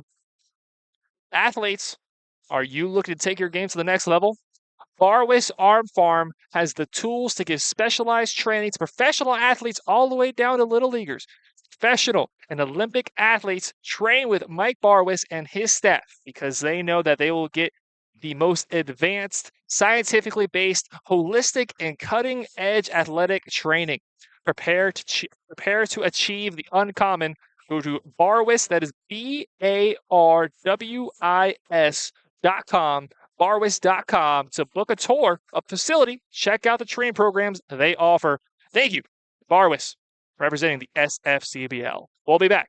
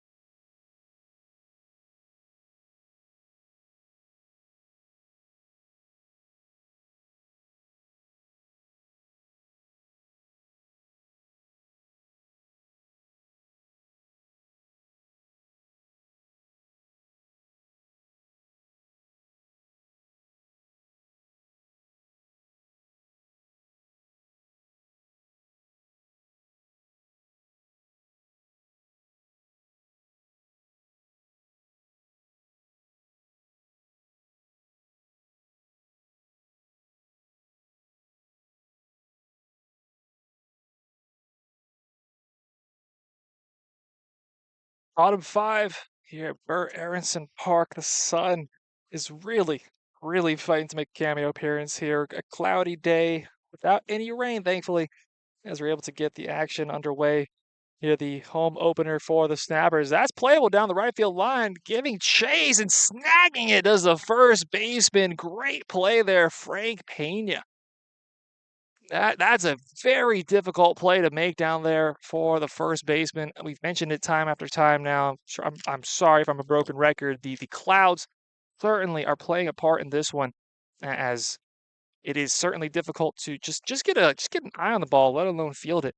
But there you see a pop up off the bat of Alex Whiteside. snagged by the first baseman Pena. So it's back to the top of the order. It was going to be 10, 1, and 2. That it is here for the Snappers. Whiteside, Hatfield, DeVito. First pitch swinging again here. This could be a very quick inning at this pace. On pace for just 3 pitches. As that one sent over to Carlos Rubio at shortstop. Back-to-back pop-outs to short from Hatfield. And John Lukauer has come into this ball game and has been the man to steady the ship. Now, he did let in the 1 run off of a hit by a pitch in the last inning, hit Nick Adesis on the numbers, which brought home a run. Otherwise, it has been a good performance so far from Lukauer. Our first pitch that is watched, and probably some wise words from the Snappers coaching staff to just take a peek. Coaching is so important here. We saw a couple innings ago, matter of fact, forgot to note on it. There was a meeting outside of the Makos dugout. Every member of the Makos team was out there surrounding their coach, trying to rally the troops here. And the defense here in this inning the defense in pitching rather has been up to par of what they're asking for. They just need the bats to start coming around as they're down to their last 6 outs. Charlie DeVito, or sorry, 1 for 2 today. That'll squeak foul. It was a walk in the first. Came around to score. Single his next time through, and then struck out looking to Blake Perez.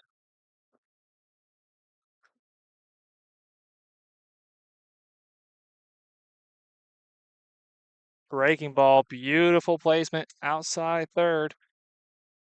DeVito's not a fan.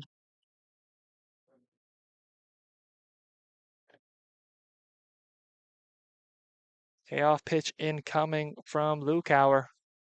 Just getting a piece of that one. That'll exit the ball field. Whirl its way back towards the Makos dugout. So DeVito, center fielder here, able to extend the inning.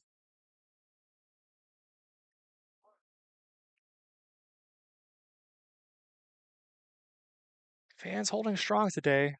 Seen a good crowd for both games. A little bit people coming in and out, but a good consistent crowd the whole day. That'll be 3 up, 3 down for John Lukauer as DeVito sends one out to left.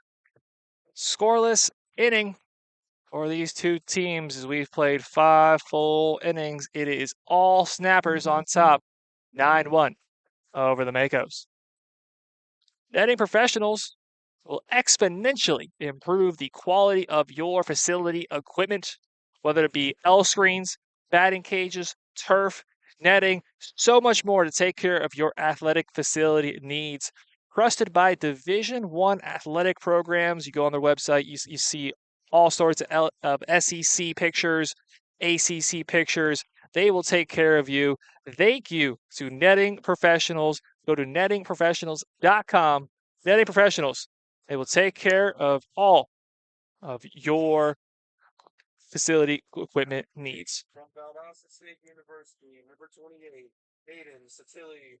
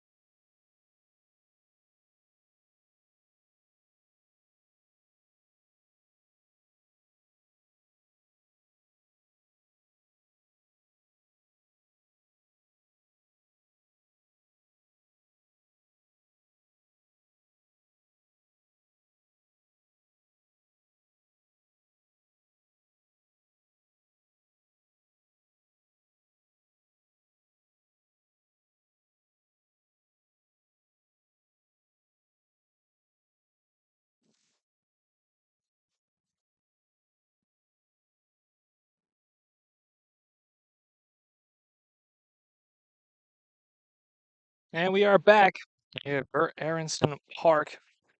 Clock just passes 4 o'clock here on a beautiful Thursday, June 5th, as that pitch is sent into right, chasing in the Xavier Hatfield for the first out of the inning. That was Marcus Gonzalez. Now with the hat trick of pop outs. F6 and F7, now F9 for Gonzalez as he makes his way back to the dugout. Third man on the mound for the Snappers here in game number 2. It's been an excellent pitching display from Kevin Soltis, Jaden Paradoa with just some beautiful pickoff moves that we got to see in the last inning. And now it is Hayden Tilly, excuse me, the righty on the mound. So Tilly, again, Valdosta State, a lot of great players coming out of VSU Junior from Marietta, Georgia. If I'm not mistaken, that's not the first time we've said that today, as his teammate, actually, matter of fact, the man he's throwing to, hometown connection, Alex Whiteside behind home plate, and Hayden Tilly, both out of Marietta, Georgia. That one's sent to center field. They got the Marietta, Georgia connection, not quite the collegiate connection, although we've highlighted both schools here in this broadcast, Dyersburg State Community College and Valdosta State University. Two excellent programs there that continue to produce and continue to give the SFCBL quite a bit of talent. So 2 outs on the board, breaking ball in there for a strike, Chris Perez. Hayden looks to make quick work of the Makos. 2 outs on the board. Perez is now the extra hitter. We saw his defensive excellence earlier on in the game behind home plate and made quite a few good moves to keep balls in front of him. Sends that one somewhere out of play. Perez was 0 for 2 as the extra hitter, reached once via the walk in game 1. 0 for 2 here today, 4 on the season, looking for his first hit of the SFCBL campaign.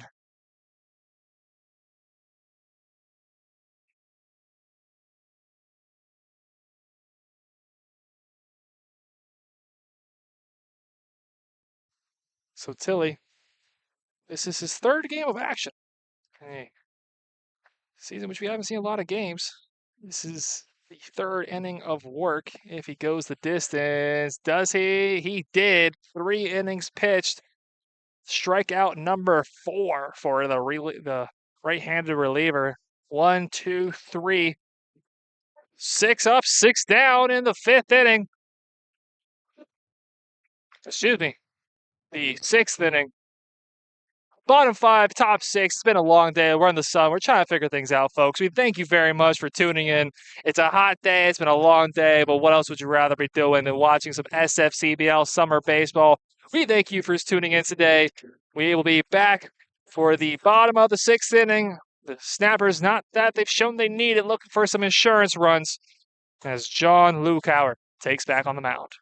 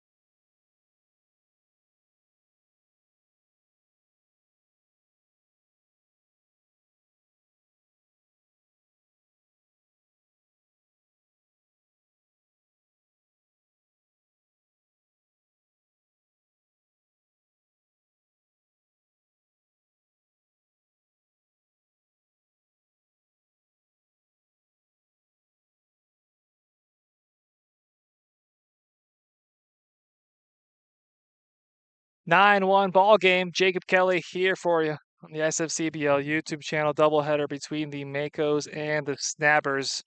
It's the man of the hour, Ethan Strakowski. He's had himself an excellent day. 2 RBIs. He's gone on base twice. RBI single and then a double his last time up. He eventually came around to score. Can't ask for a better day from the powerful lefty first baseman for the Snappers. John Lukauer is coming in relief, and that he needs some more of that. Needs some offense on the other side, as he's been excellent. Lukauer has since coming into the game, getting the first out there. Ethan Strakowski grounding out. Could very well be his last appearance here in today's game. The home openers for the Snappers. If it is, it's been an excellent outing for the first baseman. Strakowski, Colin Sloan, and T.Y. Villardo looking to add a bit of insurance for the Makos come back up to the plate, needing 8 to tie it up in the top of the 7th. A reminder for those of you who might be new to SFCBL action, double headers just go 7 apiece, 14 innings of baseball as opposed to 18. So much baseball played in such a short time. You know how demanding it is on these athletes' bodies here in the hot summer days of South Florida. Check swing, did he go? Yes, he did. He didn't like it. A wry smile back to his dugout. But there has been much to not smile about here in game number 2 for the Snappers. Again, game number 1, game that truly could have gone either way. However, it was a grand slam in the middle innings that gave the Makos the boost they needed to win by 2. And the Snappers here looking to pull one back and even up the day. 2-1 count for Sloan. He's walked, struck out swinging, and grounded out to first. Now here in his 4th plate appearance. Pitch. Breaking ball. Beautiful pitch. Hard to do something like that. The elevation change so rapid there. The movement on it from Lukauer. 2-2. Fastball not quite. Count runs full. Payoff pitch here upcoming. Defense playing straight up. Maybe maybe a little bit shifted to the left as shortstop is much further over there. That'd be Carlos Rubio compared to where he's been most of the game. That one into the dirt, so that'd be another walk for Sloan, 2nd of the day. Florida, number 31, Ty Villardo gets his opportunity. The last snapper we're guaranteed to see with the bat in his hand. All things considered, a beautiful day. About as west gets in South Florida. Before you're introduced to a few alligators and snakes. Which, matter of fact, I'm sure there are some people out there currently looking for some alligators and snakes because that's just what we do down here in South Florida. Here in the lovely Burt Arison Park, tattooed into right. That'll get down. Going for 3. And he will be in there with a slide. No throw. 1st to 3rd. Colin Sloan. 2nd hit of the day for Ty Villardo. Runners on the corners. As we'll get that updated on the stream for you guys. Again, one-man show here. Broadcaster, technician, whatever else comes my way. We're doing it for you guys, getting the best quality broadcast we can. We apologize for the technical issues we saw in game number 1, but more smooth sailing here in game number 2. Runners on the corners for William Bavaro. He's gone on base all 3 times today. A walk, an error from Andy Enriquez, and then got on again with a walk. So we mentioned him when he reached first last time. He's reached first 3 times. Hasn't had to use the bat. Well, actually, used the bat in the air. So got to use the bat 1 time. No registered hits so far today for him. On the move is big number 31, Villardo. No throw. We saw that play out earlier where Charlie DeVito, I believe it was on the move and throw was down, not in time from Chris Perez, and Xavier Hatfield was practically able to hop and skip his way home. That's the chance you take, gunning down for second. And the pitch, good move by Apgar, keeping it in front of him. 2 runs. Be considered walking it off for the Snappers. We won't even get a chance to see the Makos pick up the bat. 10-run rule here in effect in the SFCBL. 9-1 ball game. A swing of the bat can end it for the Snappers. Lukauer blows the fastball by him. Navarro just underneath it, if I'm not mistaken.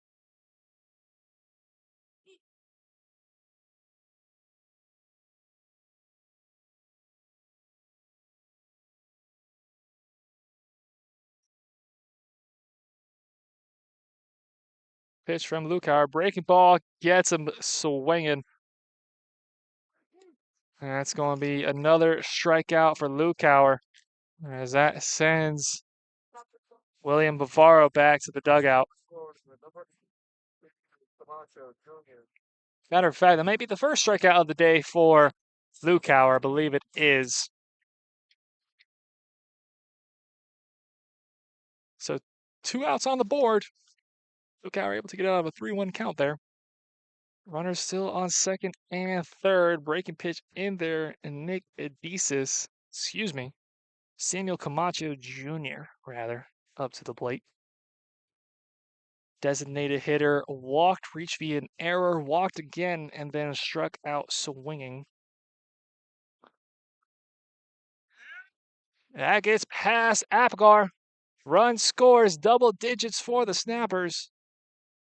That leaves the game-winning run 90 feet away from ending this one in 6. There's a very juxtaposed emotions going on right now. It's been a long day. The Makos did get a win today, so they did not leave here without something before going back to Miami Gardens. However, it's certainly looking like second win of the year for the Snappers here is upcoming. Fastball in there late again as the heater blows by Camacho Jr.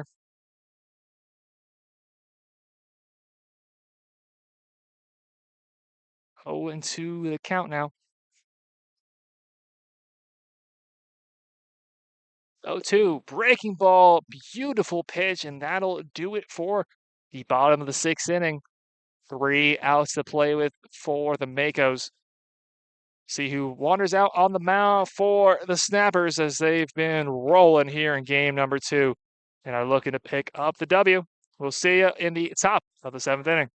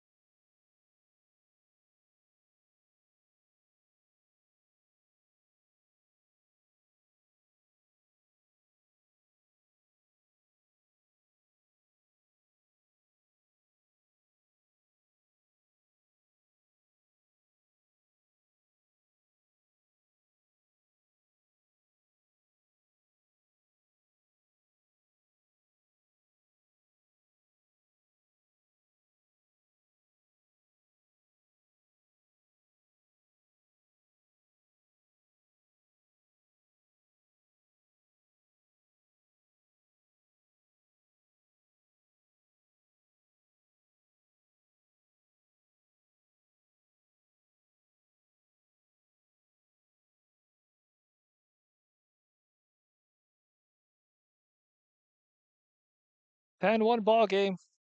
Jacob Kelly here, top of the 7th inning. Last chance saloon for the Makos. It's Jack Apgar, Damian Hernandez, and Andy Iniquez.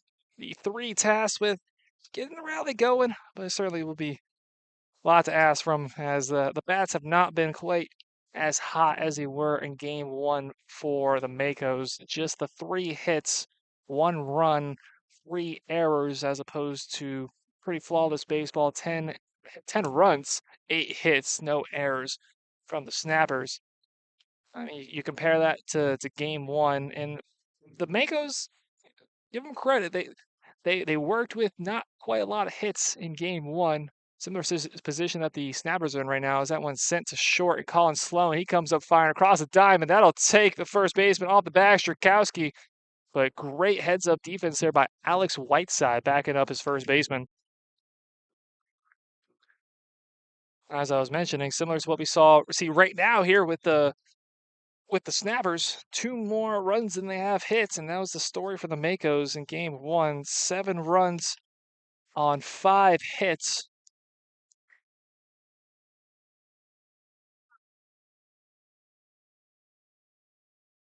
And we got a courtesy runner coming in here. Get the number for you. Looks like that's number 1 coming in. That'll be Ruben Gandaria. Made an appearance in the opener here, this doubleheader. Back then in game number 1, again, mentioned the grand slam. That did it for him. That was Damian Hernandez, the designated hitter who could make an appearance. Or actually, check that. Uh, Looks like we have a pinch hitter for Damian Hernandez here. So power hitting Damian Hernandez, his day will be done, as it's Lester Martinez, another St. Thomas University product from Miami, Florida, who gets some action here.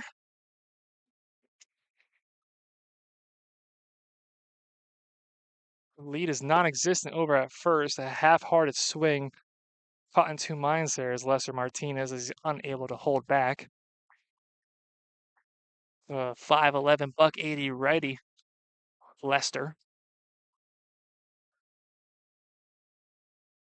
This is game number 5 so far in the young season for Lester Martinez. Actually, I stand correct by saying this was the home opener for the Snappers, as this one is sent dribbling into right field.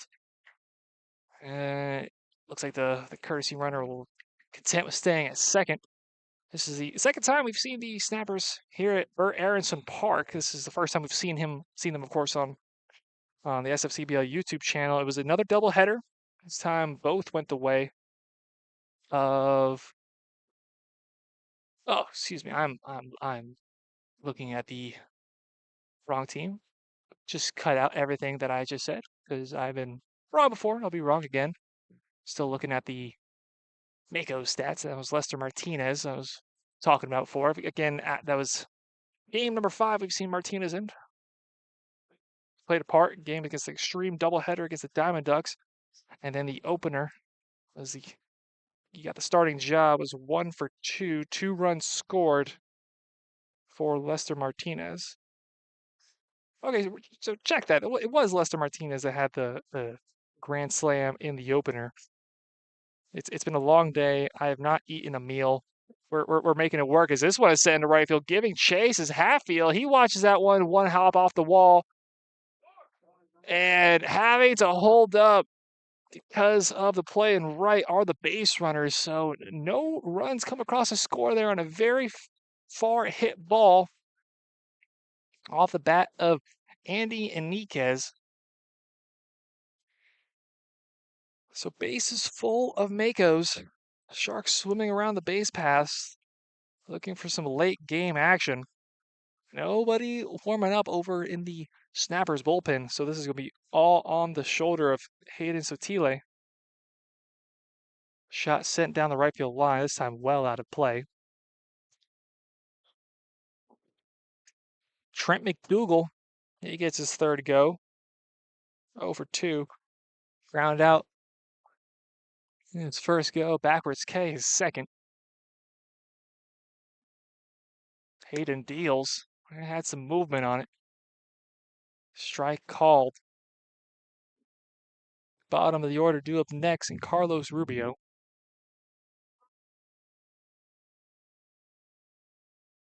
Pitch from Hayden. Fastball, some location, different call. Frame job was there by Whiteside. Umpire says, not so fast, young man. I've seen that before. 2-strike pitch. Upstairs. Now the control is starting to waver.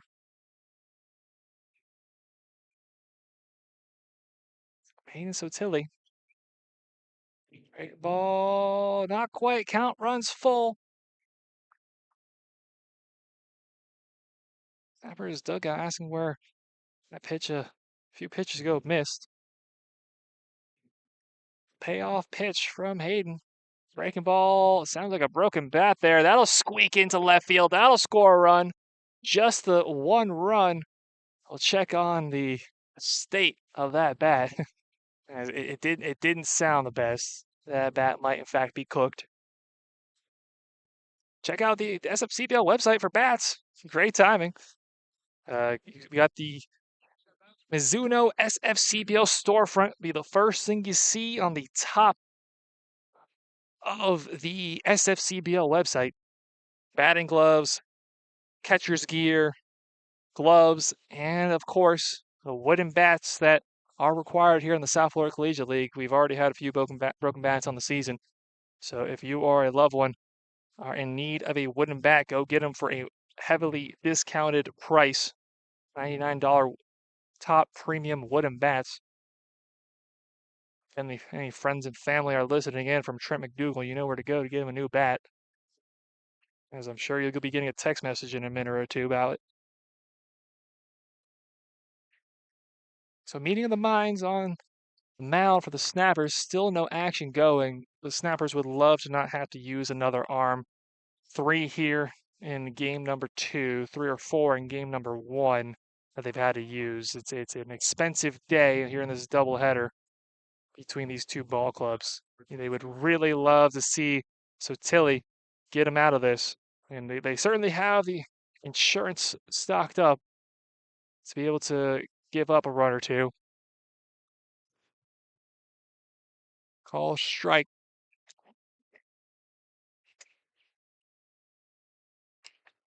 Top the order. Or excuse me, bottom of the order still. Carlos Rubio. As they got a few friendly calls there. Some calls that maybe the Snappers were wondering where they were in the last couple innings. Here we go, nonetheless. Just getting a piece off the end of the bat there. Does Rubio. Rubio was hit by a pitch and eventually picked off. Beautiful play by Jaden Paradoa. Sneaky senior lefty. Using the experience he's learned over his years pitching college ball. Natalie dribble to first, just foul. And a run for an out situation there. But instead, everybody will take their long trots 90 feet back to their original bags. Let me update the scoreboard for y'all guys at home. And trying to keep up with it. Double duty again here, game 2. This one sent right back up the middle. That gets a piece of Sotilli. He's able to field it, flip it to first. And now we'll see the state of Hayden Sotilli. He's a tough kid. Looks like he doesn't even phase him. He's nodding his head over to coaching staff, but I always got to go out there and just check. These athletes are tough as nails. He doesn't want the check. He's a coach. I'm good. What are we doing? Don't waste my time. Don't waste your time. I'm good. I've seen worse. But that will be a run for an out. Aforementioned. 10-2 ball game. A little bit of juice in the scoreboard there as Carlos Rubio hits the RBI. So back the order with Pablo Costales, and that will be sent sky high in the infield to Colin Sloan. And ladies and gentlemen, the Makos are down to their last out of today's ball game. And we will have a cameo appearance with a pinch hitter. Looks like that is number 18. Make that Ryan Godinez. Apologies if I butchered that name. Ryan got a part to play in game number 1. Now comes in here to try to extend this one for the Makos. A long day started back at 11 a.m. Makos with a 7-5 victory in game 1. Snappers appear to be every bit on their way to victory here in game 2, and that looks like that'll be it. Sent sky high to first. That is your ball game. Ethan Strakowski, fitting, probably the player of the game for the Snappers. Bring in the final out of the game. Your score at Burt Aronson Park: Snappers 10, Makos 2. The Makos journey back to south of here in Miami, back to St. Thomas University, splitting today's outing, going 7-5 in game number 1, and then follow that up, falling here 10-2. Take a look at what's coming up for the victorious Snappers as the victory formation on the mound, high fives around as they walk off the field victorious. 4 games in a row following today. 6-game homestand coming up here. Next up will be on Saturday the 7th, 11 a.m. versus the Blazers. We'll see you back here at Burt Aronson Park for action between the Snappers and the Blazers. Again, game number 2 here of a 6-game homespan. There's a doubleheader coming up after that that's involved. And then otherwise with the Makos, again, be sending themselves back to Miami Gardens. The next time you'll see your Makos will be against the Extreme. They've got some days off. You've seen this is day 3, and we mentioned this in the first broadcast. Apologies for not mentioning it here. Talk about the depth and mental resilience needed. This is day 3 of double headers. Now, as I say that, I take a look, and the first one was canceled due to rain. But regardless, a double header yesterday. Keep in mind the second game did not start at 8 o'clock, so to be able to have such a quick turnaround at 8 p.m. start time last night to come and get a victory here at 11 a.m. Very impressive for the Miami Gardens Makos. The next time you'll see your Makos will be back down at St. Thomas University on Monday. You got Friday, Saturday, Sunday off. You get to enjoy much better weather here. Do these. I almost call them St. Thomas Makos, and you basically could if you really wanted to. It's Miami Gardens Makos. If you really wanted to, you could call them St. Thomas Makos. You'll see them again against the Extreme back down in Miami Gardens. That's it for me here today. We had the lovely Lisa opening us up. Lisa Pride, absolute professional, open us up. And then a call to the bullpen. Jacob Kelly coming in here for game number 2. It's been a wonderful day here at Burt Aronson Park. Thank you to all that have listened in. Thank you to all of our many sponsors that have tuned in. We will see you guys on Saturday, where the Extreme will be hosting us over at Spanish River High School. Till then, take care. Jacob Kelly, signing off.